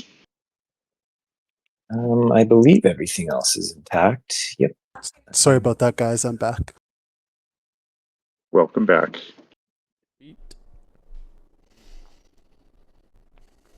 Okay, good. Yeah, I just wanted to check. Oh, I also have here that this electrolysis tank, which is the unit that converts water into fresh oxygen and hydrogen fuel. It is almost broken. It says it needs a servicing, but it's still functional for now. Okay. Well, that seems important. Okay. It is important. Deco, I guess, gathers all that information into a PDF and sends out a notification to everybody through their internal messaging system. I assume everybody has access to Bluetooth. something like that. And just so everyone's aware. Well, anyone that has a Bluetooth-enabled device receives As soon as you Echo's send out the message. ping, my data pad in front of you, ding, it lights up.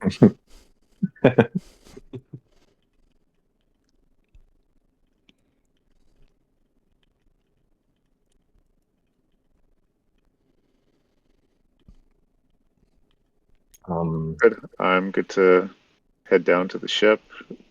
Dylan's back now. Yes. Ray, I believe, wanted to see if Hans was along for the journey. Yeah, if everyone else is bringing their comrades as well. Hans, wake up! Alrighty. I figure you need some more field experience. You've been in this ship too long. Well, you better give me some of those wet wipes then, sir. I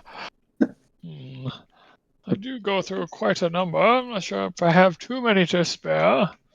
but you can have a single wet wipe. And use it. Don't use it all in one place now.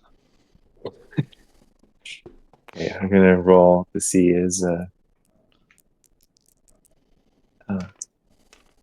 yeah, you know what I mean. His reaction. Okay, he kind of looks at you suspiciously, and he says, "Okay, I'll come, but I'm just hiding in the back." And oh wait, he's black. I should do black voice. Black voice. Yeah, man. I mean, yeah, I guess I'll come, but like, I ain't doing no fighting or nothing, man. I thought his name was Hans. Maybe he was like German or something. Do they still say that word in the future? Obviously.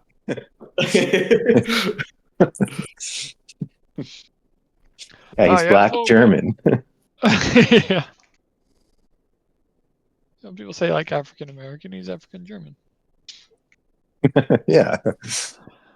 I mean, we are doctors, so I suppose that's normally what we do anyway. He goes to the med bay and like gathers up a bunch of random medical supplies into a little baggie. Into a baggie. All right. Little Ziploc bag of syringes. Yeah. Always prepared. I taught you well, Hans. Even though we've only known each other for a few days. Well, are y'all ready? Ready. Yeah. There's some dungeon action. Suit up, gentlemen. Except for you, Croc. You can't.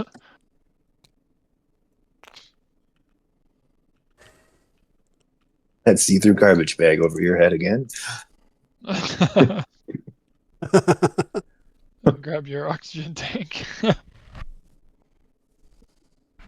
Crutch puts on his mask. Ready to roll. Okay, well, if you guys are all ready, you can just grab the characters and bring them down towards the bay of the dungeon over here.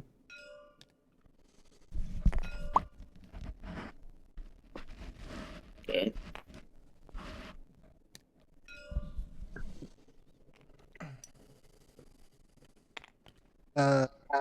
Chris, if you just want to drag Blink, like click and drag over Blinko and Deco, they'll stick together. You can On the also top use table? Is that right? combine thing. Yeah. We're going over to the asteroid, like the dungeon area, kind of where everybody is there. Yeah. Krork meets up with the Spacebillies, gets a good grip on the outside of their ship to make an approach. These are.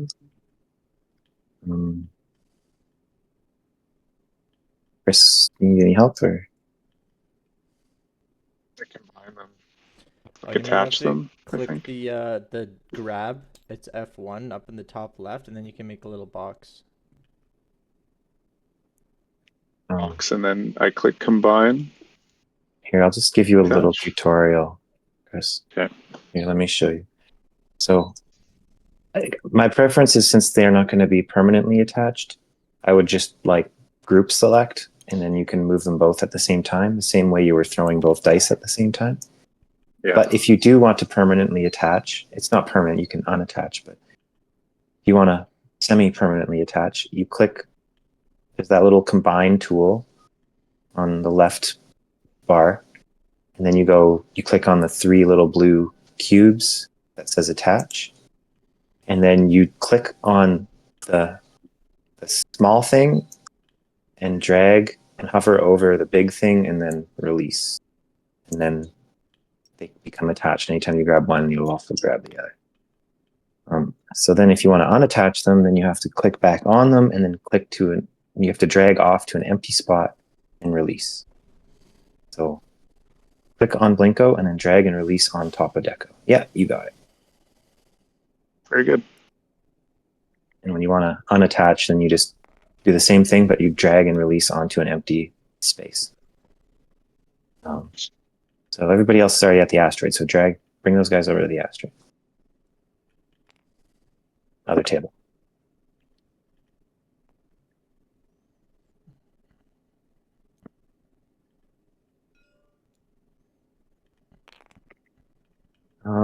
And then Hillbilly Manfred makes his way over to the same ship with Krork and gets inside, and he leaves Hillbilly Gilly to watch over their captives and make sure the Astral Augur doesn't try to do anything funky while he's otherwise busy in the asteroid. And the group of you guys all make your way down as well.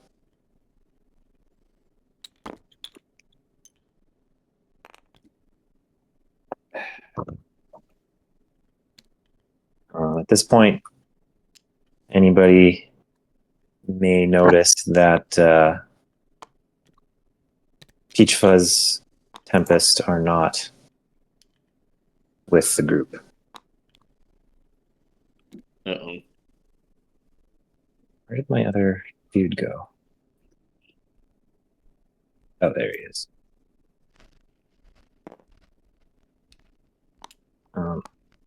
You can see that Hillbilly Manfred is holding some kind of laser rifle, and that his two hillbilly buddies are both holding some kind of laser pistol. You guys came armed, hey? Of course. And we got you for bait. So I'd best get moving. Well, we've done 2 trips here, now unarmed. We figured only a couple of pansies would take armaments with them.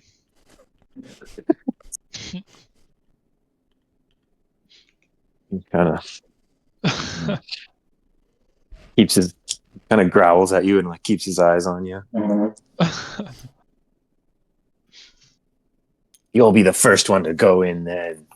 And he kind of like shoves the barrel of his gun against your chest or whatever's closest to him and kind of like shoves you with it.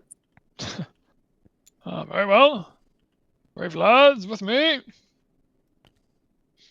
And I'll head for I guess the elevator's broken. Are you taking the stairs? Yeah. Yeah, I guess I should like erase that elevator kind of. The elevator's like wedged halfway down the shaft now. It's a very dark and scary hole. Been there. Mind your steps, gentlemen. It's a long way down. I'll start heading down. Okay, I'll follow Simon. Oh, I grabbed the wrong person. Oops.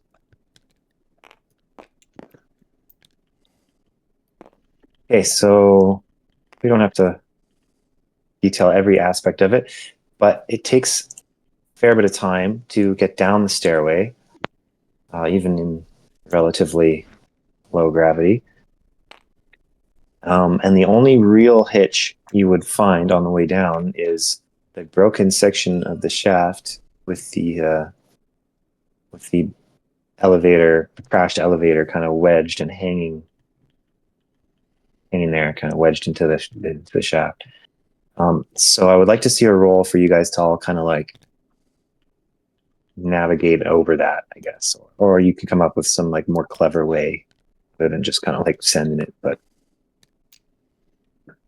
Okay, I'm gonna look over at Rogaine and be like, "Oh, Rogaine, I'm sure you remember this elevator all too well." And then I'm gonna try and confidently jump the gap, and I'll roll. Yeah, anyone who wants to just send it, or anyone who wants to just jump it, just give me a roll. I got a 10. I got 14. Alright, I have any better ideas? I got an 11, but Croak's pretty big.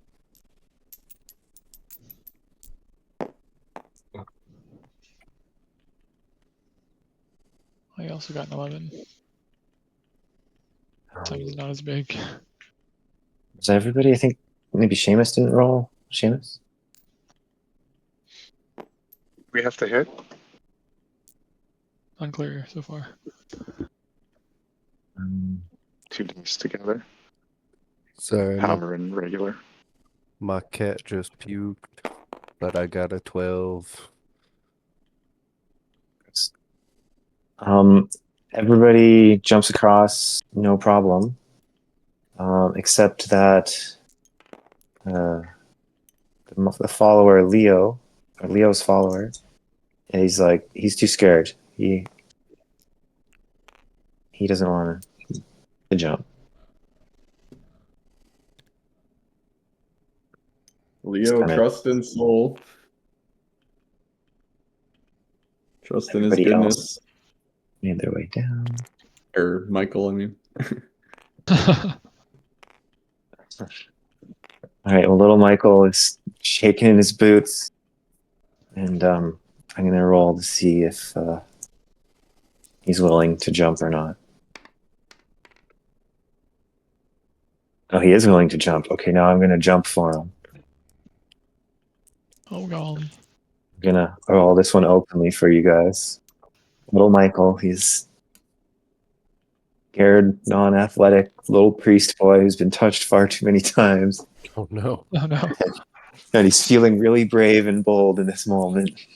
And I'm gonna say he needs an 8, otherwise he falls. Something fierce. You got it, little Mikey. Nice. Nice. It's just this Okay, big yeah. leap right into your arms, right into Leo's arms. I did it! I did it! Ooh, yes. Good job. Chris, And I'm for the I'm going next to 5 minutes, increase his loyalty score 2 by 1. minutes, I'm going to have my compressor, my air compressor going upstairs. It'll be quite loud. Okay. Is that an issue with you? You're not talking to anybody? I'll just mute myself. Perfect. Okay, and then I'm gonna roll for these hillbillies too, but they're pretty good, so unless it's like a really bad roll, then let's say they just need a 5+. 1, 1, 1, 1, 1. They all die. Yeah. Yeah. If it was a 1, I might have let that happen. So they roll an 18, they expertly get across. And you guys all get down to the bottom of the stairwell, down to kind of the landing where the elevator would normally sit.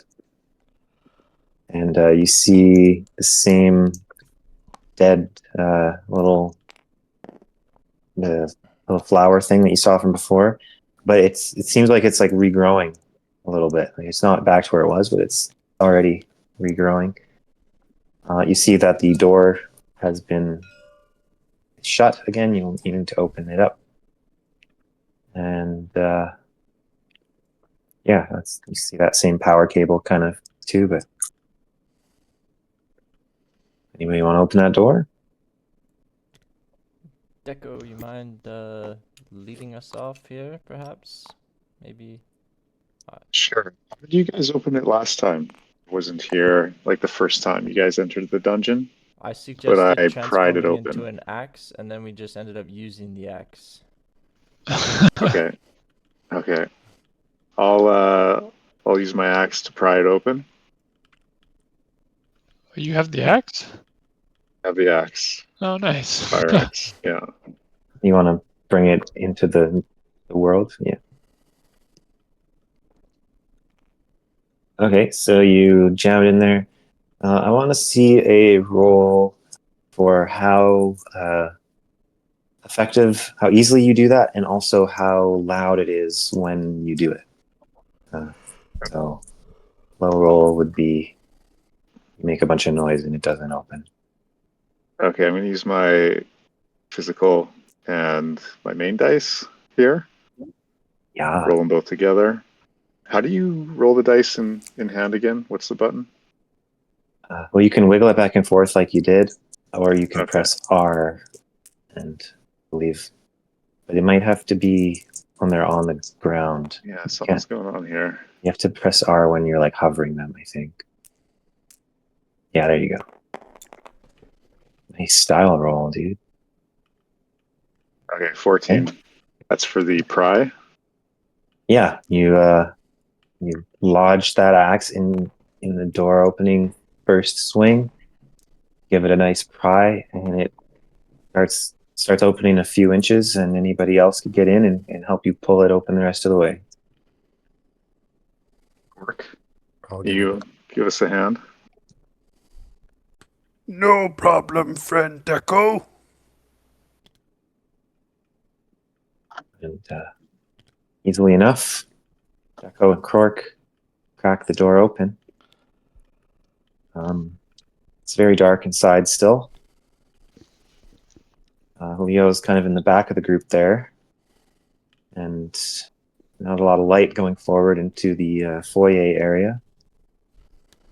Yeah, I should probably shine my light, I think. The noble priest will light the way for us. Yeah, let me.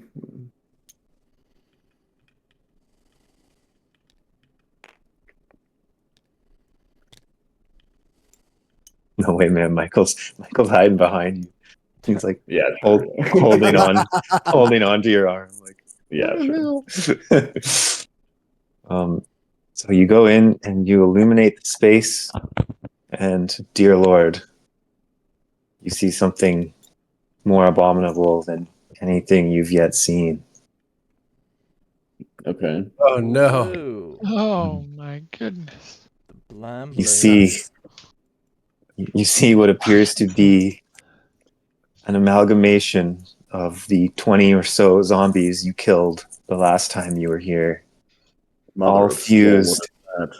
into a giant troll-like, multi-appendaged, bony, fleshy fucking troll. Damn.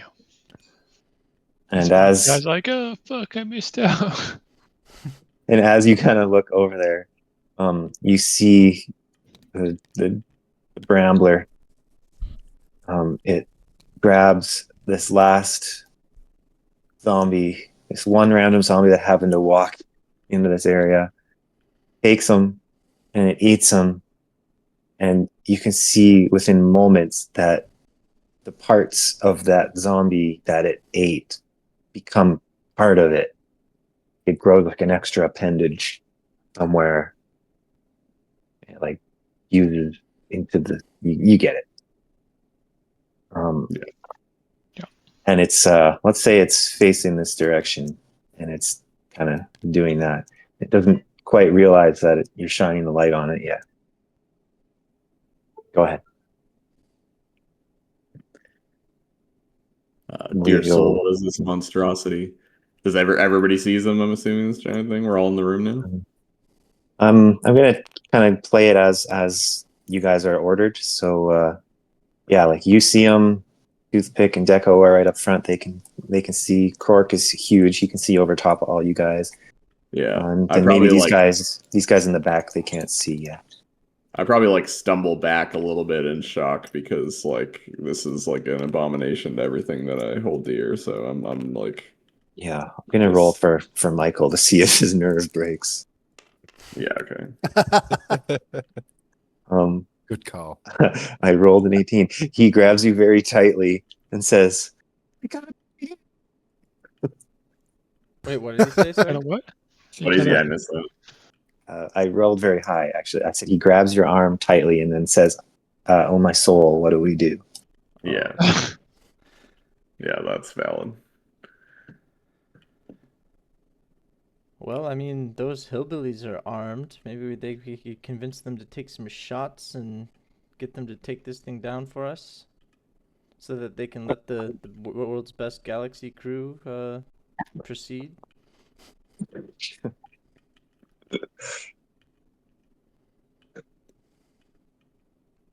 I do have a weapon attached, or like that's part of my my Solarian thing that I may use at some point on this thing, but we're not quite yet though. I have 10 bullets in my pocket and a med kit. No gun. Some food and some water. No gun, just 10 bullets. Deco has grease that's flammable. He also Oh. has C4. Oh. So, Damn. if anyone has something to light him up with, I throw the grease on him by chance. Well, we can't assume he's hostile. I mean, look at him. He could be friendly. Seems like a nice guy. I should also mention he's about 10 feet tall. And yeah, probably like, I don't know, 1,000 pounds or something. A big mother trucker.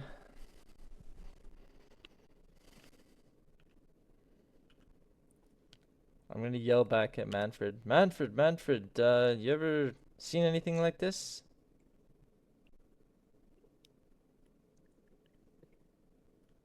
Manfred can't even see yet. Like, what is it? And he kind of like pushes in kind of up towards the front. You know, busts in beside Deco here. Gonna And, stand next to Manfred and say, yeah, this thing wasn't down here last time we were here. It's like, oh my soul. What have you done? And he just like starts backing away.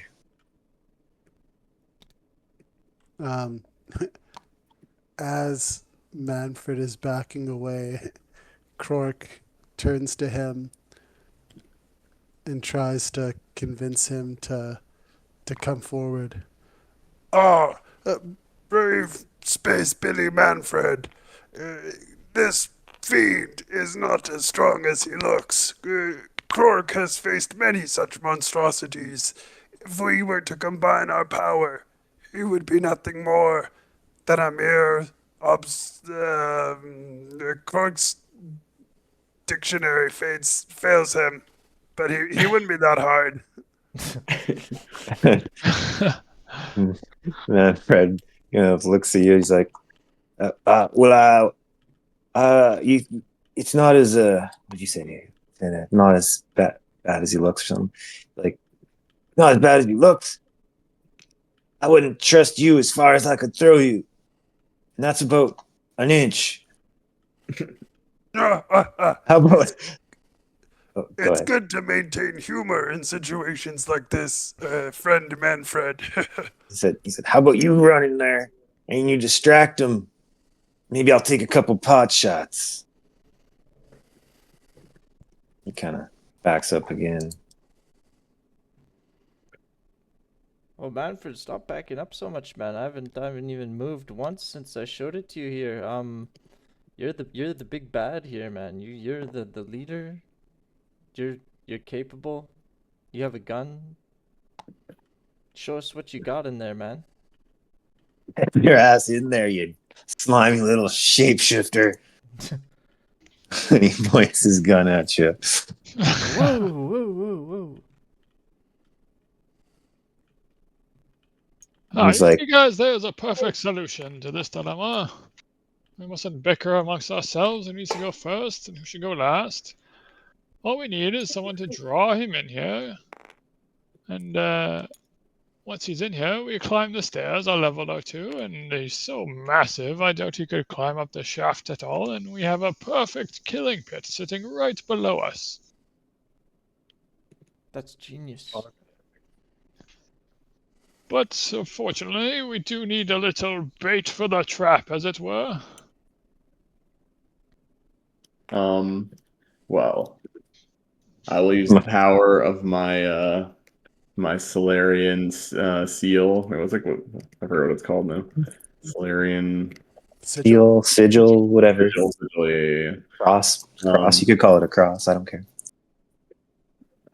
So I'm gonna stand in the cave over here, well, in this little area over here where everybody is, and I'm gonna use the laser function on this and shoot it at him, and then, well, hopefully it'll just destroy him, but I'm assuming that's not gonna happen. So if not, then maybe I'll draw him in, and we can do Simon's plan.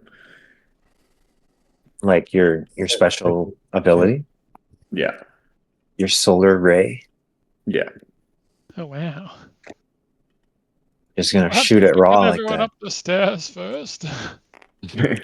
Yeah, well, yeah. Let's everybody can clear up, and then I'll shoot it and take a run for it if assuming it doesn't work, or assuming it doesn't kill him. Right. Okay, Alright. so the Spacebillies kind of back up a couple, like a story or two, and they kind of their garden staircase, so you guys can't get past them, but they give you enough room that you can like get above the zombies' 10-foot reach. That makes sense. Sure. Yeah. Okay, so yeah, to represent that, I'll just kind of back these guys up here and give you a little more space to stand. Michael instantly goes with the group. He doesn't want to stay with you. Toothpick Cork, you guys staying down there? What are you guys doing? Leo, do you think Crooks. you'll need any help creating this distraction? No, my child, you run with the others. My I may faith need grows a ever corpse stronger. help potentially if this goes wrong. Quark, stay close by. Run, friend priest, up with Quark's strong, big legs. Yes, thank you. You guys are very brave. Sword speed to you. Okay. I'm So assuming I'm gonna depending, roll. you'll have to roll. It needs to be aimed. I'm also thinking at this point in Leo's career, he's only ever done it once. Yeah, that as seems- like as like his testing to like become a priest kind of thing, and he knows that using the power too much could damage his sigil. He knows that it's like sort of like a thing of that should be used sparingly. Yeah. So he's a bit nervous. Maybe he's a bit uncertain is a better way to describe it. Yeah. But yeah, depending on how close you get, could make the roll easier or more effective. Yeah. And yeah, I would say like once you activate it, it just takes like a few seconds to kind of like charge up and do its full blast. Yeah, that makes sense. Do I have any bonus dice right now, or is it just like my main one? I don't recall what bonus dice I would have at this point, but I see you have a social, a mental, and an endurance option, as well as your full health dice and a reroll dice. So okay, yeah, you could I'll use my full that health one? dice. Yeah. If you wanted to, you could even use another extra dice. Okay. You'd have to justify it to me though. Like how would either endurance? I guess endurance could be. Yeah, I'll let you construe a reason how one of those. I think mental makes sense in this case, considering the fact that I'm like you say, I'm like kind of nervous about using it. So, like Right, that you're would be calling back to your training. Yeah, steadying my nerves, kind of thing. Yeah. I don't know. If Grab that it. makes sense. Makes Yeah. good enough sense. I'm not too stiff on it. Okay. Okay, so grab all three of those dice and Okay. roll them. Depending, but like how? Because like I'm envisioning right now, like you're still pretty far away. Like this is a very large space. Like you're good. Like I don't know, 40 feet away or something like that. 50 feet away. Yeah, I mean, I don't want to be too close because I'm assuming this isn't going to like kill this monstrosity. So I'm I'm guessing I'm gonna need to get away. So I feel like I don't want to be too close here.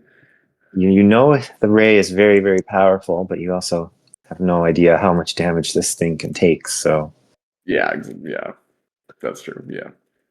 Ah, Um, do not worry, noble priest. Crook has idea. Cork comes and scoops you up, kind of like over his shoulder kind of thing. Crook gets you nice and close, so you give him a big blast, and then we run out of here quick. all right. think you put him on his shoulders. Because he thinks Quark is an abomination, but he goes along with it just out of Like, necessity. like I'm thinking that Krork puts him over his shoulders so that like his front is facing the same direction as Krork's back.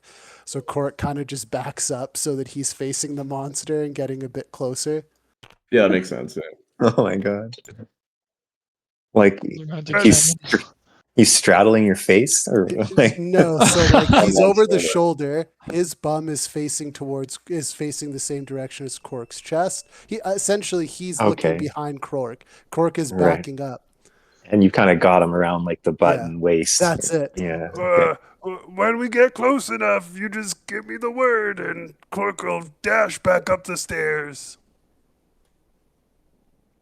Yeah. Okay. That's. I mean, I think we could be like halfway. Maybe that's probably a good distance. Yeah. Yeah. Okay. So you're good 30 feet away, maybe. Okay. Enough that he couldn't reach you in a single leap. It'd take him a little bit longer than a single leap. And given that, I think you're pretty close, so it should be pretty easy to hit him, and he's huge. But it's a little unstable, given that you're like riding Krork, which makes it a little bit harder as well. So I'm going to say you need an 8+ to land a direct hit. Okay. And you have all your dice assembled there. Yeah, I got one.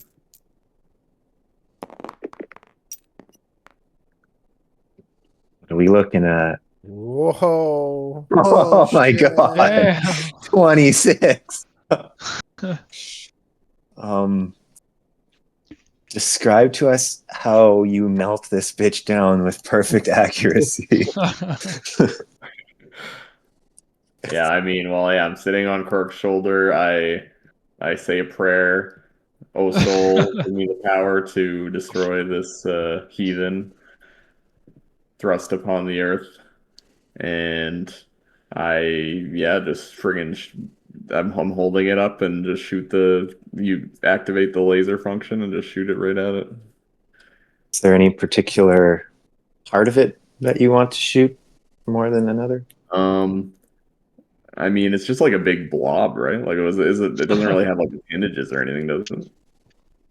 It's Got like a got computer. many appendages. This is like a pretty good loose approximation, but I'm imagining that it could have like maybe like multiple heads kind of like in a cluster. And that could be like potentially its brain. It's got like just random arms, like it could have like 2 or 3 arms all combined into like one big weird arm, and a random chunk of bone Okay, like, yeah. jutting out like a spear. Well, I envision just I'm aiming like center mass kind of thing. All right. So as the sigil starts heating up, the Brawler starts charging towards you. And before it gets close enough to do anything, it takes a swipe, but your sigil's like melting it down, like just like roasting it. Like you could see it like within a few seconds. Like I think of it like it's like a narrowing of the beam of light, right? So the sigil was like lighting up the whole room, and then it like focuses down like a nozzle squeezing down and like focusing everything tighter. Yeah. And like it just slowly gets more and more intense. And at first it kind of like bathes the whole Rambler in light, and he kind of like that's when he starts charging at you, right? And yeah. and it kind of it starts like burning, and you can see it's like sizzling his skin, and he's charging. He's getting closer, and as the light focuses, you see it punches a hole right through his center mass, and almost rips him in half. And now the beam is in full force, and I'm gonna let him reach out and try to take one swipe at you guys. And maybe Krork wants to try to run away at the same time. Yeah, you want to see a roll for evasion, essentially? Yeah, I mean, we'll see if this guy even... I'm going to roll first to see if I even get close to you. Okay, so he does make a... As he like melts down into a puddle and his upper body slides along the floor and he like reaches out with his claws, takes a big swipe kind of at Krork's back and legs. 16, match roll. Fucking, you just like bunny hop out of there or what? Hold on tight, friend Leo. Yeah, Krork just crouches and bounds forward, like I'm thinking like 8 feet. Boing. Okay, and so effectively, like, you've melted off the bottom half of the Brambler,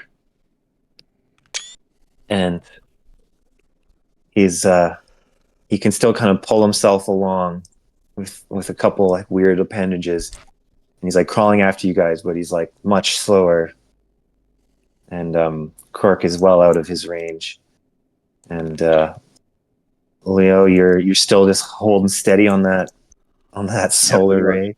Pretty much just holding on. Well, yeah. Well, I'm also. I feel like is it still going? I feel like at this point it's like I'm. I feel like it lasts. I feel like it lasts for like maybe 5 seconds or something. I don't know. Fair enough. Yeah. I'd say I'm and- just trying to like stay on Krork as much as I can, and while also playing it out to its conclusion with the. Right. Okay, so I'm going to say that you guys safely get into the elevator shaft, and the Brambler is melted down till it's basically just like shoulders and like an arm and maybe like a couple weird little spikes hanging off the back of it. And it's just pulling itself by that one hand, and it's pulling itself towards you, but it's like, it's barely moving fast at all. It's like very slow. And it's just left like this huge streak of like bloody gore behind it and it's all sizzling, like sizzled, melty, just like gore trail. And I think that is pretty good for that. And yeah, your sigil powers down now. You've consumed all of the energy in it. And I will need to see, it doesn't have to be this very moment, but it depleted it so deeply that your sigil now cannot even provide more than just like the faintest little light in front of it. And you'll need to roll a dice to see how many days it takes to fully charge up going forward. And yeah, you can't even see the Brambler anymore. The last thing you remember was like your eyes were like blinded. It was so bright. Everybody in the room's got like that white afterglow. Like, yeah, the after image. You saw the Brambler get melted down to damn near nothing, and then now it's like black. Okay. Nice. And you just hear the Brambler pulling itself along by one arm. Just Can we rejoin the others? yeah, you guys kind of saw a bit of that happening. Yeah. Also, Jordan, I rolled a 1. Nice, dude. Rolling like a beast. I was gonna ask you to roll a d6, but okay. Oh, is that supposed to be like number of days kind of thing? Yeah. Like each number represents. Okay, nice, sweet. Oh, so one is good in this case. Hell yeah. Yeah, 1 is the absolute best. That's crazy. Yeah, I you rolled a 20 and then you rolled another 20 effectively. That's wild, man. That's funny. All right, Um, friends, it's up yeah. to you. We left it more goo than monster. By Saul, you've almost completely obliterated that thing. Yes, and now, my children, you all see the power of soul. Thank you for your bravery, noble priest. Clearly. Michael just gained like a lot of loyalty. I think Simon even gained a bit more respect for Leo after that. Yeah, everybody did, man. They're all like standing there, mouths hanging open, like, what the?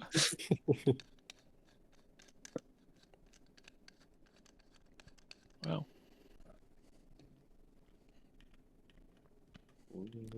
That was quite the display. I just seen a giant bright light, and this thing is crawling on one arm now. Yes, through soul, many things are possible, my dear toothpick. As you well know. I'm ever learning. Well, Manfred, why don't you get in there and finish it off? God damn it, boy. And he fucking Spartan kicks you back down the stairs.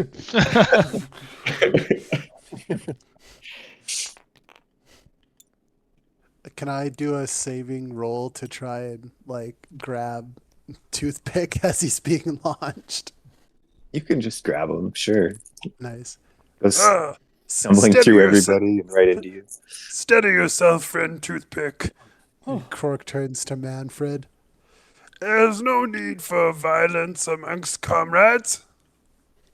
Guys, I don't know how Where much... the hell? Oh, you go ahead. Go ahead. Okay, I was gonna say, where the hell did you guys find this little toothpick? He can't seem to get it through his head that I'm in charge here.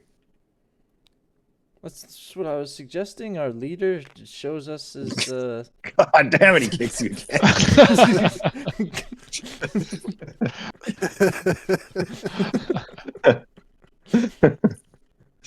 Okay, that guy doesn't want to talk. He definitely doesn't want to use his gun. He You, doesn't want to how rep about his this? You mannequin. get down there. You get down there and you tell me what that thing looks like. Well, hand me your gun and I'll show you how it's done. Damn it, boy, you got 3 seconds before I shoot you in the ass. Okay. 1. Oh, Ew. okay. I'm gonna just head over here. And yeah, you can see what I described earlier. He's crawling his way in. He's right at the doorway now. Hey, Deco, maybe this would be a good time to, or we could dislodge the elevator and land it on top of him. One thing I want to ask is anyone shining any light sources at this time? Coleman's light source is effectively not useful anymore. Echo can turn on his mood lighting. Any particular color? Uh, Just a gradual RGB. whatever, just like a daylight setting. RGB. Disco mode. Strobe. Blinko looks to Deco and droid speak and is basically like, you would have been a big hit at the parties back on our asteroid. I also want to say that after that massive display of solar radiance, it created a ton of heat in the dungeon on the heat dice. So when I roll that, That's fair. actually, in fact, I think I'll roll that now to see if it attracts any other zombies. I think I'll put it at an 8 instead of a 10. So if I roll an 8 higher, it made so much ruckus that more zombies are going to come. That. Oh, you guys are fine. Nobody heard a thing. Well, Deco, I think I'm gonna try and take this thing on. Could I perhaps borrow a tool that you see fit for this job? Maybe do a combat analysis, and I should be able to take it from there. What would you like me to analyze? Just like your probability Yeah, whatever with you see, certain. whatever tool you see most fit for the job, kind of thing. Based on the success from our last dungeon crawl, I think the axe would be your best bet from the tools that I have. Okay. We also have corks, base axe. It's also an option, but I think that's just corks. So Deco, that's why don't I? genius. I'll transform into the axe immediately. Wait, you're the axe? So if you could hand it to me so I could sequence the DNA and start morphing. Wait, what? You're gonna transform into which axe? The axe you've suggested with your genius idea here. Wait, so there's two axes. I have the fire axe, and then I thought Cork has the space axe, like his You mean Guinevere? And Krork hefts Guinevere. it off of his back. Okay, I'm gonna start transforming into the trying to morph into the axe for Cork. Cork, when I'm fully morphed, just grab me. You're gonna transform into the space axe? Guinevere. Is that I was planning on doing correct? whatever axe deco. So I asked him to like do a combat analysis and give me the most suitable tool, and then he decided on axe. So I started transforming into the axe that he handed me. But then Cork gave you his axe too, or If you want to transform into the space axe, I mean, it's definitely more powerful than just a fire axe. All right, Cork, you're gonna have 2 space axes for this one. Oh, this is like dream come true. Okay, I'm gonna morph into a. I don't know. I'm not trying to. no, no. It's a metal axe, so you can't transform to something that's not biotic, All right, and you're just gonna Becomes a sit there and meat axe. Didn't you turn into a toothpick? which is made of wood, which is biotic for sure. Oh, okay, fair enough. there's no cell walls in this weapon. I can't sequence any DNA here. I'm imagining you're like fiddling with it, and you're struggling to understand why you can't. My feet are like slowly becoming like lead weights. Ooh. You're like changing your shape a little bit to look like an axe, but you're like your head kind of like goes flat and sideways.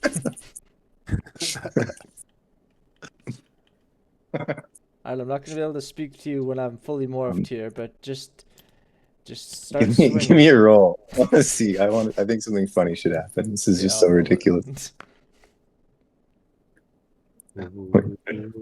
Before. Oh, no. Hey, I'm imagining like turn into a human-sized axe-shaped peg of flesh. I guess I don't know. Like you still kind of have all your normal parts, but they're all just like arranged in like a really weird axy shape. The blade is just like teeth and elbows. Yeah, All right, I'm ready. eyes for on either combat, side. Cork. Did I do it?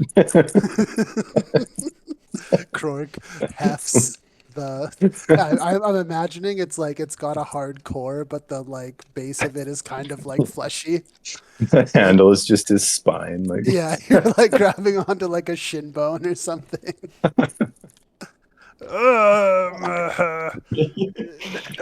Doesn't seem all that stable. But he did say he wanted me to use them. So Krork hefts Guinevere in his strong hand, puts toothpick axe into his offhand, and turns to face the monstrosity approaching from the floor below. All right. It's through the entrance now. It's just kind of like slowly pulling its way along. Krork just crouches down and hefts both axes onto his shoulders and then leaps forward towards the Brambler. And I'm thinking he just like double hand axe swings down, like 2 axes into the body at the same time. All right.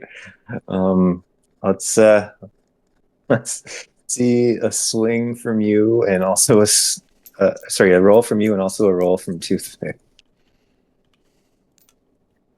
He's a pretty stationary target, but he's 20. also capable of attacking you back. 20, nice. Dylan? I'm going to use my physical multiplier dice and the full health dice in this roll. All right. So I'll just get those ready. It turns out Toothpick is actually an amazing meat axe. Apparently. He like bites down at the exact right moment, rips a chunk off. We got a 12 total combined from all of it. Good thing you bonused up. Yeah, you managed to hit him pretty clean. Toothpick wedges himself like right in the neck, like somehow flesh axes his head off. Nice. Wait, by his head, you mean Toothpick's head? The Brambler or Toothpick.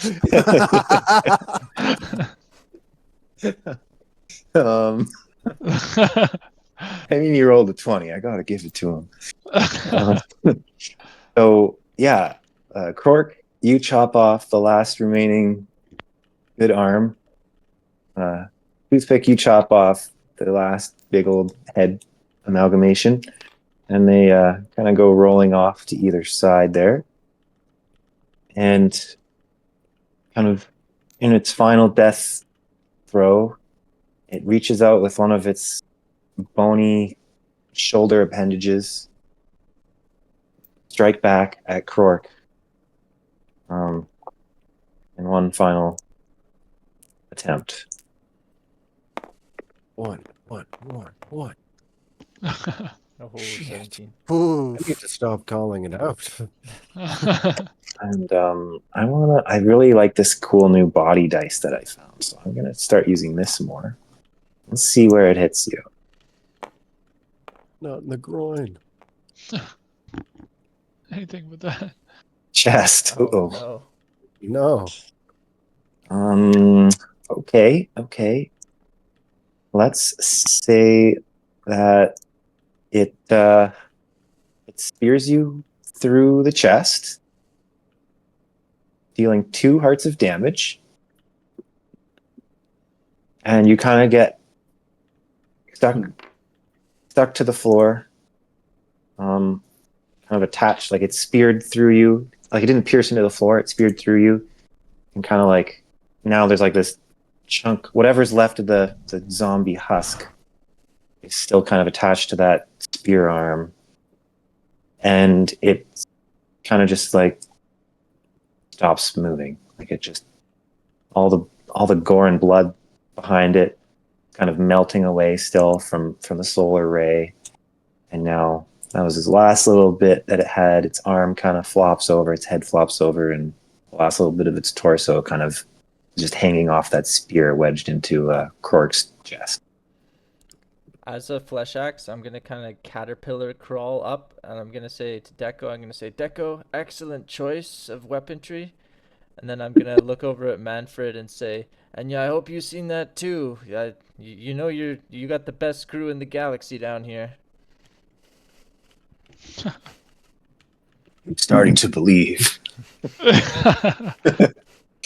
But since Grok got hurt, even though the guy's dead, I feel like I need to roll my transformation die. Oh yeah, nice. What did we decide on? We said roll d20, but I think just roll a d20. Just as like the higher you roll, the more control you have over it. And then if you roll low, then you kind of like go into like a freaky rage out mode. I think that's what we said, right? Yeah.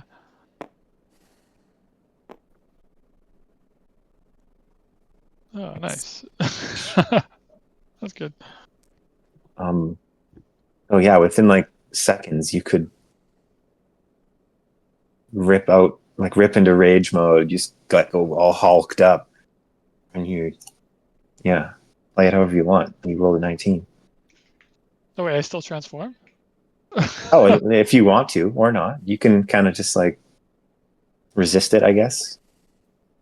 Okay, well, I think I think Simon would just be like, I mean, the giant zombie thing is dead now, so we'll just try Yeah, to like suppress it for now. he felt it coming on, like he grew Yeah. like an extra 6 inches taller. Yeah.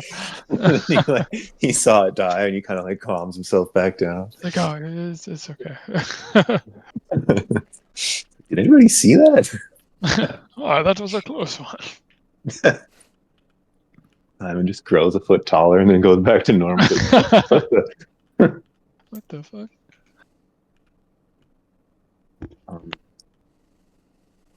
Manfred yelled at you guys to get down there and make sure that thing's dead. Manfred, I'd come up and tell you myself, but I'm afraid you'd kick me down the steps a third time. Are you gonna get down here, or are you just gonna take your time up there? It's like, I'd like to see you climb these steps, you dumbass.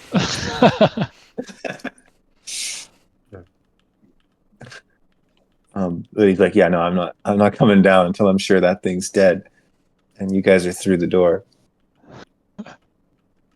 I'm gonna Rourke slowly just- start unmorphing from an axe, so however long that takes. Roll for it.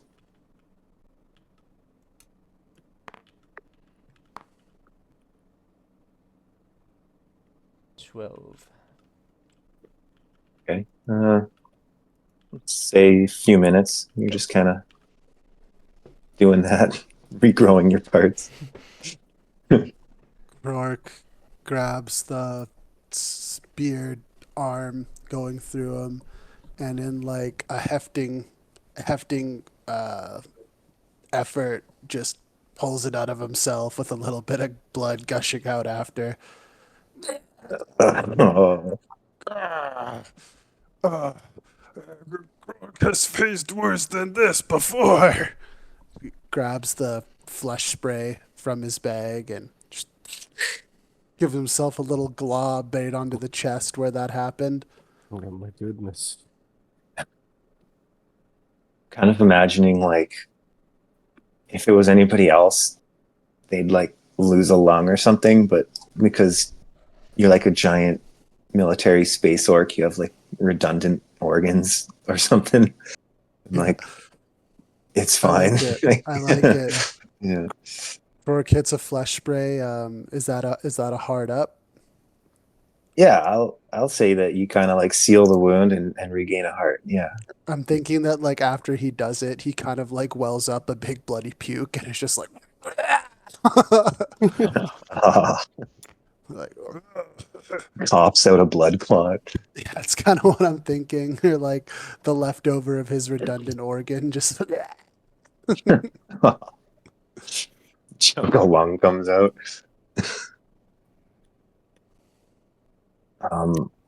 Yeah, so Manfred basically says, you guys go in there and start fucking looting. There's only one way out of this place, and I'm watching it. If you get enough loot for me, maybe I'll let you out of here alive, kind of thing.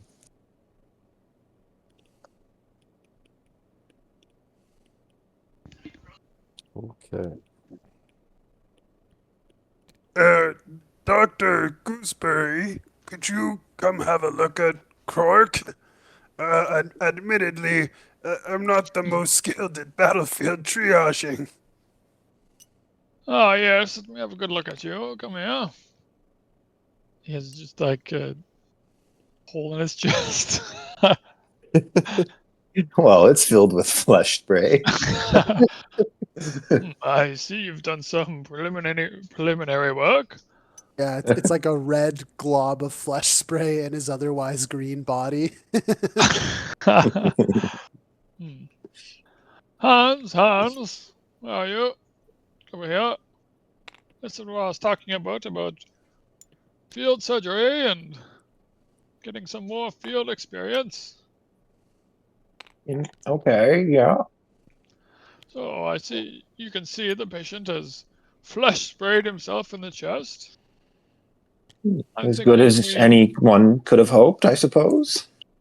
yes, quite. I'm thinking perhaps we can laser scalpel some of the excess flesh off and then wet wipe the area to disinfect and finally bandage with a medical kit. Do you concur? I concur. Quite. Okay. You can handle the laser scalping. And Well, passes perhaps him the I'll laser do the scalpel. front and he'll do the back. There he has it gone straight through his chest. Yes. Okay, I must have missed that. Very well. Tag team this bitch, as it were. Bit rough, I'd say. Krork is very lucky to have good friends like you. Well, that remains to be seen, Grog. This could very well be a colossal failure. No, you're good. I think you can use another like another whatever you have medical supplies. One unit of medical supplies. Yeah, I got like And a med kit thing. We don't have any Krork like numbers and on the wet wipes and laser scalpel, so I thought I'd just take one of the med kit. yeah, Using- perfect. And Krork go back to full health. Nice. Oh, there we are. It has rained, Grog. How do you feel?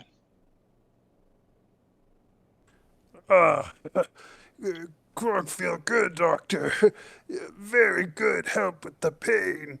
Reminds Krork of when he used to eat grease when he had tummy ache back on the asteroid. Nothing a spoonful of grease couldn't help. I suppose. I don't have any grease on me. Actually, who was saying earlier they had some grease? Oh, someone have grease? I think that might have been Deco. He might have had some grease for you. Walks up. Was that Deco? Someone said they had Yeah, grease they Deco could throw walks. on the zombie or something. Yeah, Deco has some grease. I Pulls it think out of Grog his is a little hungry after his body, and let me grab it here. And hands him some grease. Krork bows his head Thank you very much, friend Deco. and begins to just like punch a hole into the top of it with his finger and just gets a little slurp in. That hits the spot. Blinko's looking at this happen. He's like, ugh, disgusting biology. I can never understand his fascination with this crude liquid. Krork hands the remainder back to Deco. Thank you, friend Deco. Please keep close. Krork might need to freshen up again in the future. delicious. Space org biology is a fascinating thing. You guys know how in like 40K, like the Space Marines can like consume like their enemies and get like memories and whatever. Like I'm kind of imagining a similar type thing where it's like Krug just has some weird ass shit going inside of him. It's like helps shit heal a little bit quicker, but yeah, has some weird inputs. It just keeps you nice and lubricated, makes everything working smoothly. Something like that.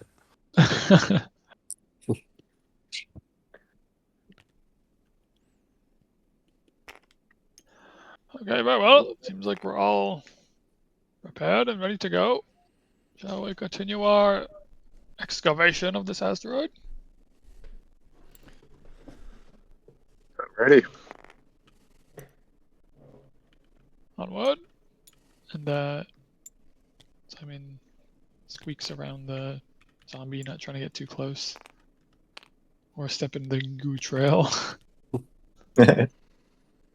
So I know there's a series of apartments off to the left there. We didn't make it all the way down. I think we were running out of oxygen and we only made it into the first 1 or 2 rooms. I think we found the tablet in the first one and then the space rock in the second. But that's about all I know about down here.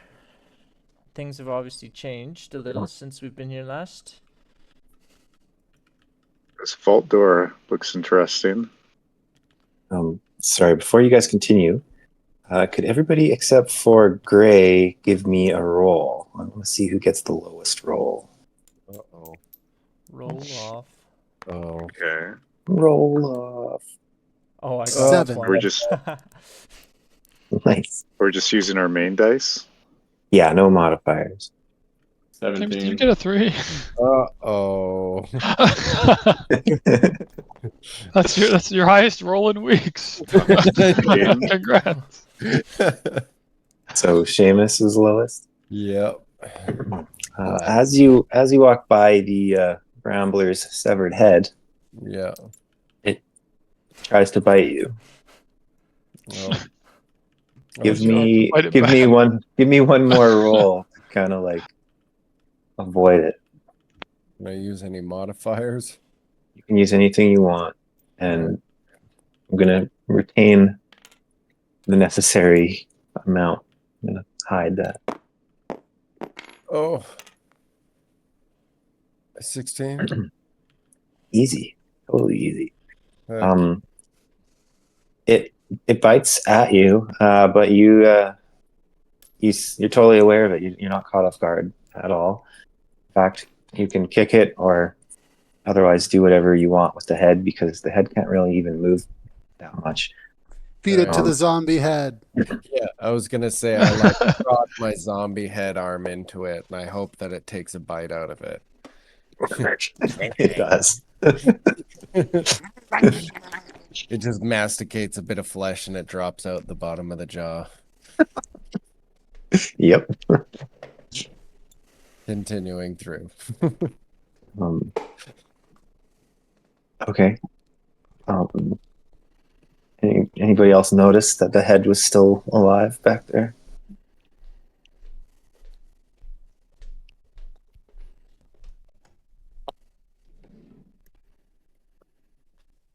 I don't know what I would do about it. Cork was oblivious. Well, I'm just going to. Oh, fuck it, no. You guys can figure it out on your own. It's still a little bit alive. Let's just say that. We're in like a dark cave, right? Like, and we don't have the same lighting as we did before, so. The only light source I've heard you guys mention is Deco has a light that shines in front of him. A mood light. It kind of makes sense for us to not notice. Yeah. All right. So, yeah, Seamus kind of bites it with his hand and carries on. Yeah. And you guys are free to explore where you like. All right. Yeah, we didn't go through the vault door, did we? Or we weren't able to go through the vault door, if I I'm remember. not sure we even tried. Yeah, I don't. You guys went recall through there this door being on a the door left over side. here. I was so preoccupied on the left side. Maybe we should ask the friends, Manfred. There's the Maybe he might so-called- know how to get through. So-called brave leader over here, back here, just kicking us down the steps. And I'd run away around the corner. He makes a shot over your shoulder as you scurry away. Commander Manfred, if Cork could be so forward, why don't you and your team come for a little bit of supervision as we explore these areas? Manfred's like, God damn it! Where did Graybeard found the lot of you. You're dumber than we are. He says, thought you've been down here before. There's damn apartments on the left, and there's more damn apartments on the right. That's about as far as we ever got. Good zombies spooked us right out of here. Now, if you don't come back here with loot in about an hour, we're just gonna send this elevator crashing down and leave you sealed in here forever. Yeah. All right, gang. I think this has turned into a hostage situation. I thought there was a little bit of camaraderie, but after the gunshot there, I think I'm picking up on the vibe. I fear we've been tricked. Camaraderie. You're my golden goose. Go get me something. Lay that egg, boy. Well, what do you say, friend Deco and friend Toothpick?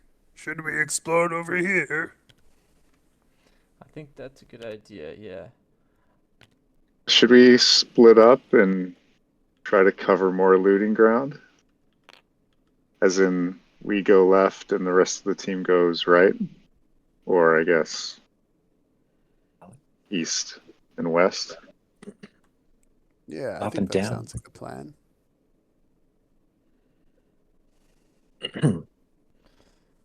Gonna Well, whisper in choose our your cloak. choose your split and choose your direction.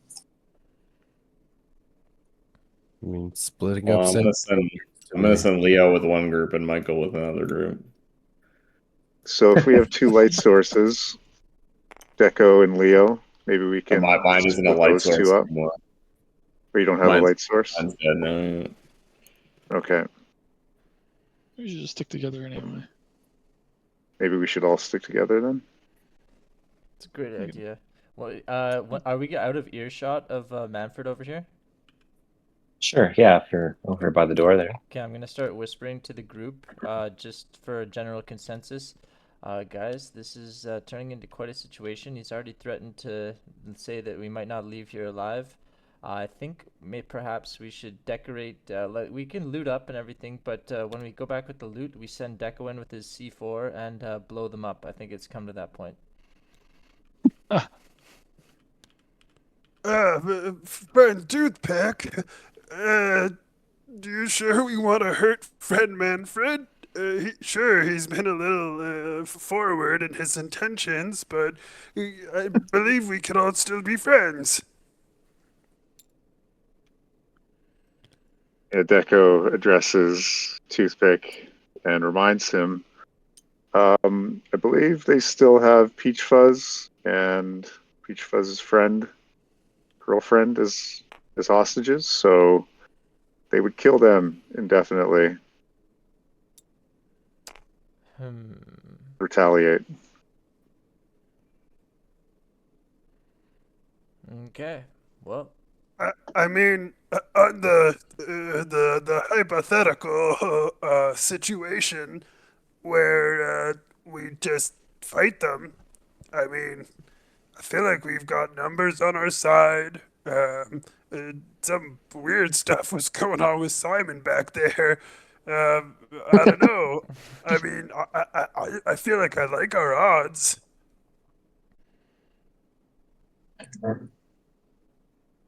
Is it just the Well, three hillbillies, or are there more? I think there's more on the ship, There's isn't there? one more guarding the hostages well, I was just throwing that out there. that you've seen. But yes, there's only 4. Well, do you guys need me to transform into an axe to wedge this door open?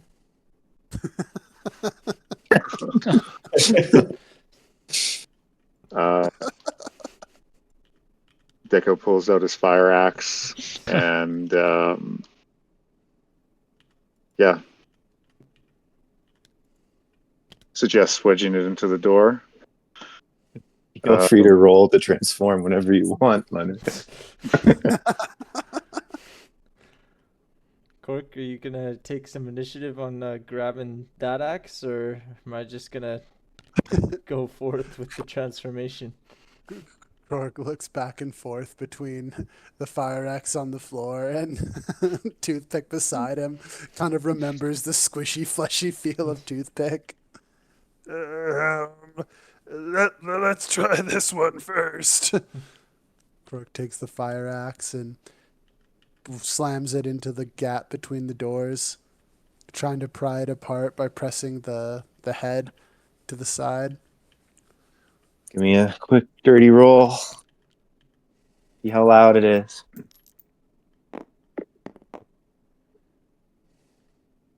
Oh. It's a 19.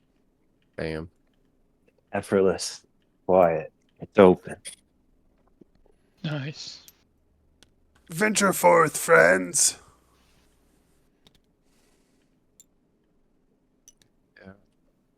Echo with his light source follows closely behind Cork.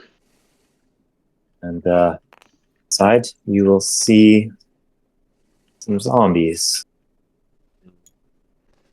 Classic.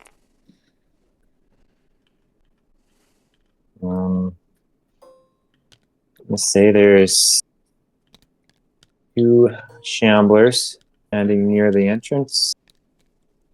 The scrambler Oh, behind them. 2 shamblers and a scrambler. And where the shamblers turn to look at you, start slowly shambling and going. On the other hand, the scrambler looks at you and he comes scrambling. oh, He No. pushes between these 2 shamblers, scrambles right at whoever's in front, which appears to be Croak. Mm-hmm. And I also assume you're still holding a fire axe, or Guinevere, or whatever. Yeah. Cork set the axe down when he, after opening the door, retcon. Oh, good. But as the scrambler runs forward, Cork just reaches out his hand, gripping the neck, and I'm picturing like he hammer fists the head with his other hand, just like. All right. Scrambler is going to get to roll to try to bite at your hand as it lunges at you, though. And I'll let you get away clean. You cave its skull in, and it crumples to the floor. Yeah. Can I play out the scene? Yeah.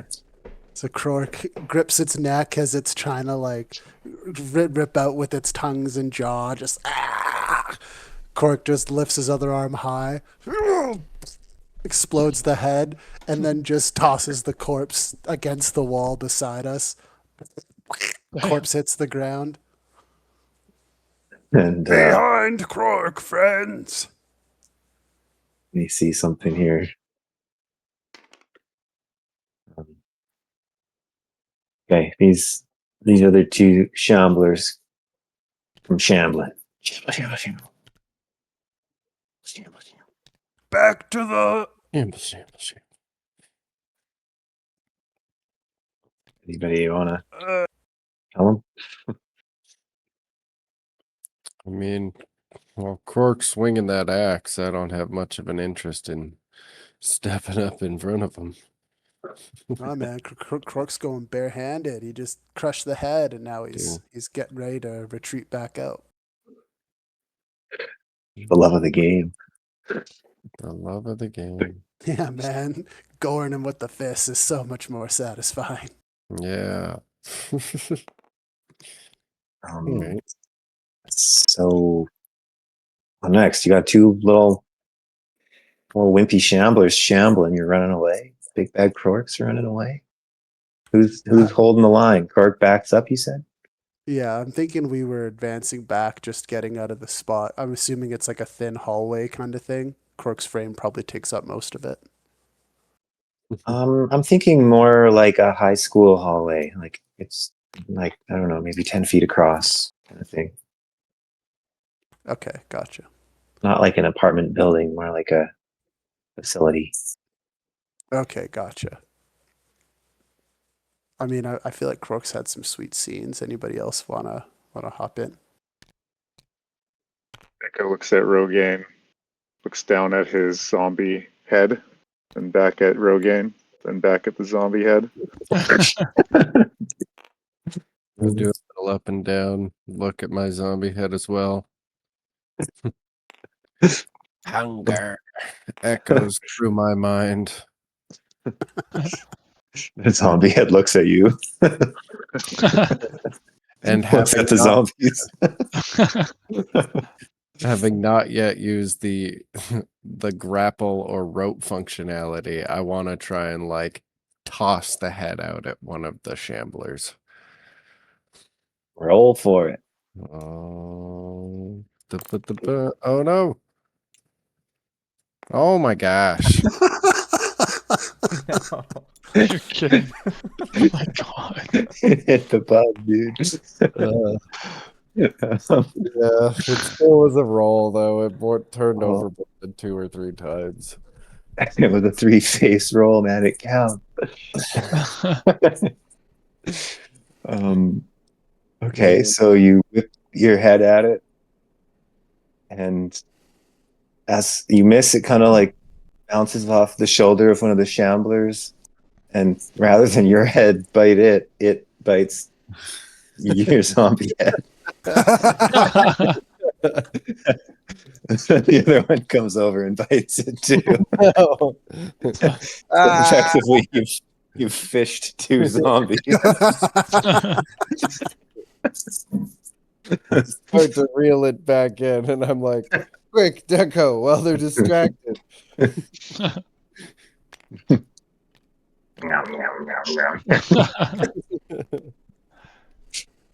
up? And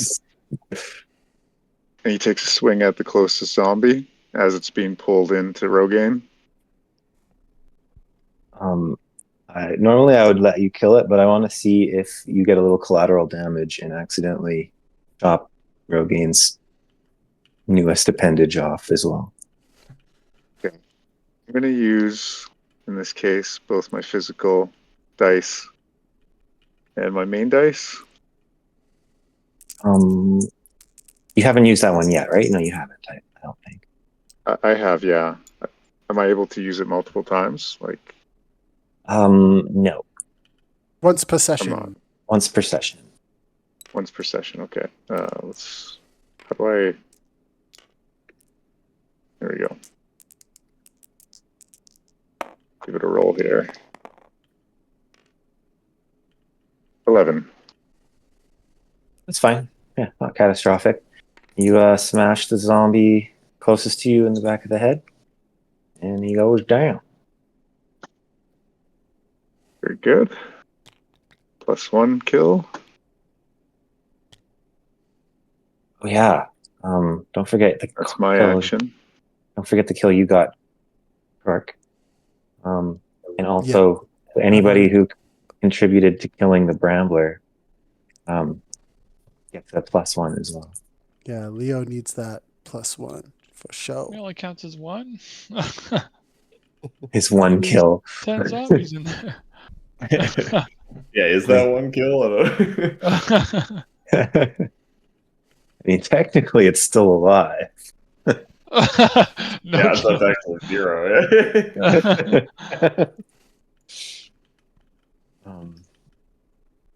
Yeah, one kill. Anyone who helped I threw a kill Leo gets 1. Anyone else could get 1 as well. just metagaming when we like chop it up and the kill counter doesn't go up. Like, oh, just keep hitting it till the kill counter goes up. Yeah. Look for each constituent zombie and chop that piece off. Oh, +1. I don't know. You want to put Leo? You want to put a +10? You can have a +10. It was made up of 10 zombies. It is 10 times the size of the normal thing. Yeah, no, I mean, we'll put it as 1. I don't know. Yeah, and it just becomes like a negotiation every time you guys do something cool. We're like, I don't know, how many kills is that? 1 for Yeah, it 1. feels like I should baby. just do 1. but it does. I mean, it is an amalgamation, but yeah. We all know you took out the Brambler. All right, that's what counts. Yeah. I feel like that could be worthy of like a character feat. Like that's a pretty nuts one for sure. Yeah, I'll write that in my notes too. Yeah, that's a prideful moment, man. You gotta put that in the history books. Okay, so this other shambler is still chewing on Rogain's second head.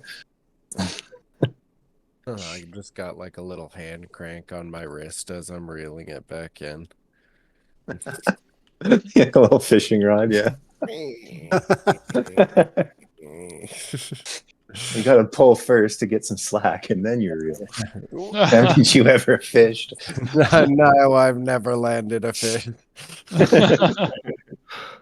Toothpick is feeling a little bold. He's gonna come running in and use the line to step on it to bring the head down and try and knee the zombie as it's coming down. So it like brings his head down into the knee. Damn. Roll it. What happens if it just pulls Rogaine down instead? I guess we're gonna I, find I out. trust in you as an anchor. 14. Okay, yeah. So you step down, and as you say, it bows forward, and you knee it in the head. But then also, Rogaine goes stumbling forward into your back, and Shambler is knocked over, still alive, as do both of you, into kind of a pile. Those guys are dead over there. And you guys are flopped over in the middle of the hallway right here. And the Shambler spits out the Rogaine's head. You can say anything, Shims? Oh, quick thinking. I'm clearly a little uneducated in using this still. And I'm, trying to keep my hand away from Toothpick's body because it's hungry. Okay, at this point, I'm going to say, since you embarked down from the auger, made your way down, fought the Shambler, talked, whatever, made plans, opened multiple doors, it's been about an hour. And I'm going to, on the hour, I'm going to roll the heat dice to see if any zombies happen by. So, 9. Let me see. Yeah. Ooh. So the thing is that like I actually rolled it backwards last time. The worse the heat gets, I'm supposed to roll under. So 3 is actually under 9. Oh no. And that means zombies are going to show up. Oh. This. So let me do a couple sneaky behind the scenes rolls here. One second.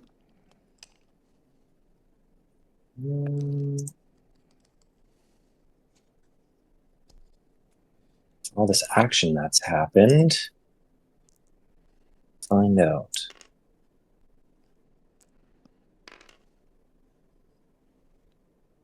Oh boy, that was a big roll.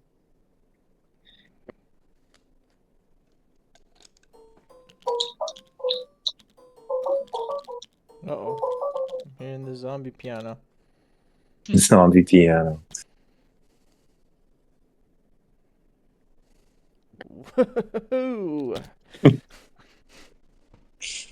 Damn. So from down the hall in front of you, let's say that there's like not enough room for me to draw this space here. Do a little artwork for you guys on set. Sorry. No worries. So this hallway, I'm just gonna like draw it over here. It's more convenient. It's not how I envisioned it originally, but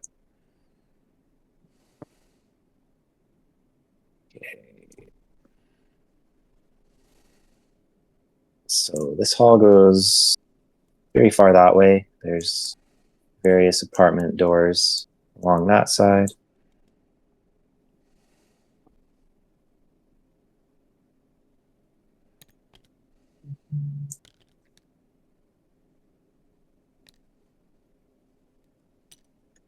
You guys are here-ish. And then I'm gonna say you're kind of like at a junction, like right near the opening, kind of another twist in the hall that kind of goes that way. It's a twist wouldn't be the right word. 90-degree. Boom. So from down this hall, you see, which maybe you don't see. Nobody has light up front, so you would not see. Okay. And I didn't say anything. You guys all are kind of splayed out here at this junction. And a pile on top of that zombie. Joe and Cork are kind of there. Everyone else is in the main area still. And you hear all sorts of groans and footsteps coming from the down the hallways. Uh,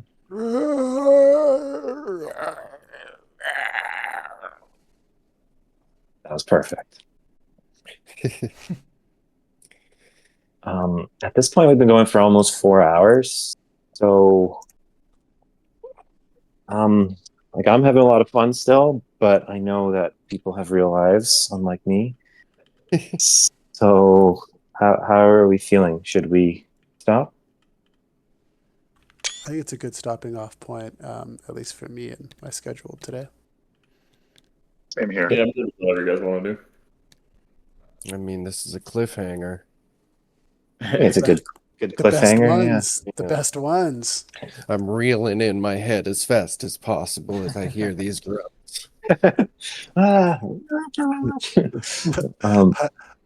I like Yeah. that you like backwards modified the tech of your grapple arm shape. Yeah. It's like it went from an automated grapple hug to like a manual reel. Yeah, and just like a reel with a fucking living head on the end. Yeah. It's been pretty effective. I don't know. We did Back design to ourselves. please. Ugh. Yeah, no, I think that's an okay stopping off point if we're losing folks. Yeah, we got 2 outs, so that's good enough for me. Yeah. Okay. Cool. Didn't cover as much ground as I thought we would, but it's always so much fun regardless. That I'm stoked. Just see we do. Seems to be our way. Lots of players, lots of good jokes. Mhm.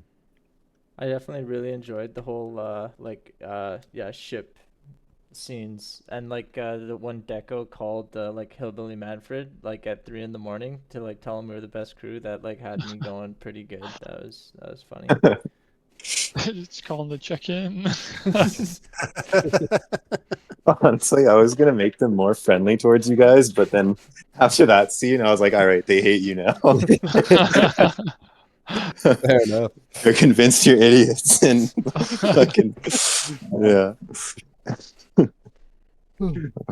Okay, so do we have an MVP vote? Anybody?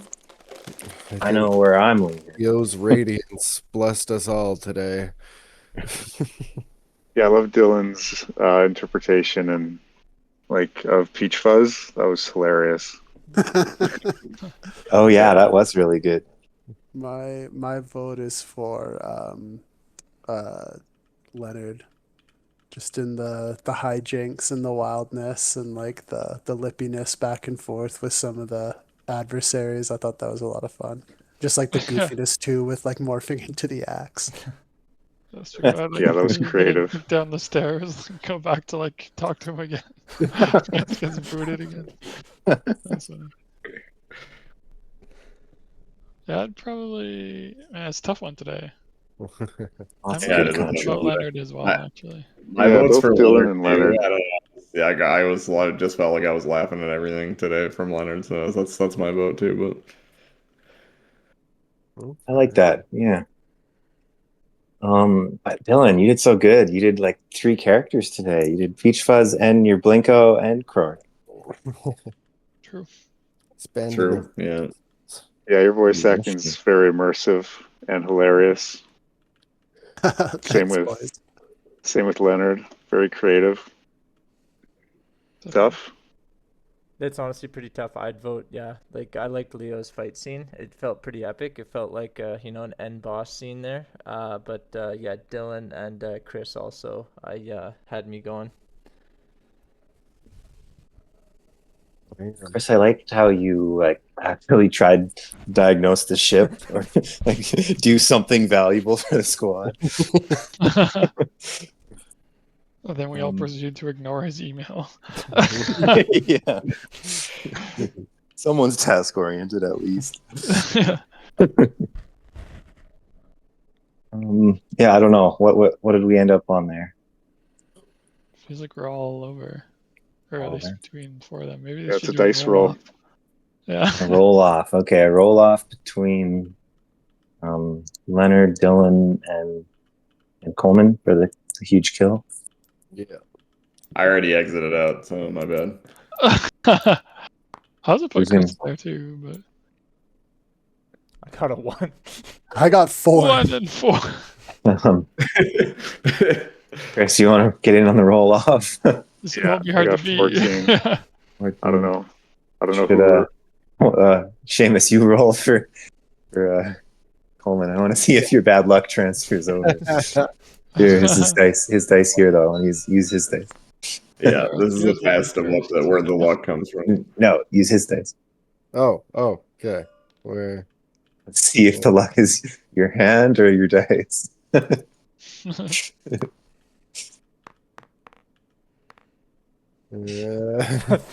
Holy crap! There's That's no way. third 3 in a row. Seamus. What's going Was on? it 3 again? Yeah. I'm trying to roll them good too, being like You not do, yeah. They're dropping huge rolls. That's so funny. You have like some sort of shit roll mod on or something. This is just my real life luck translating into video games. Okay, well, I'm. So that means Chris gets it, right? With the What do you four. mean? I got the 4. I think. Oh.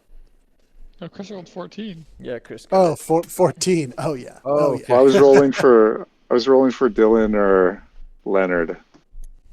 So, not for myself. What? Oh, Why not? I didn't know what we were rolling for. That was Gray just my. nominated you.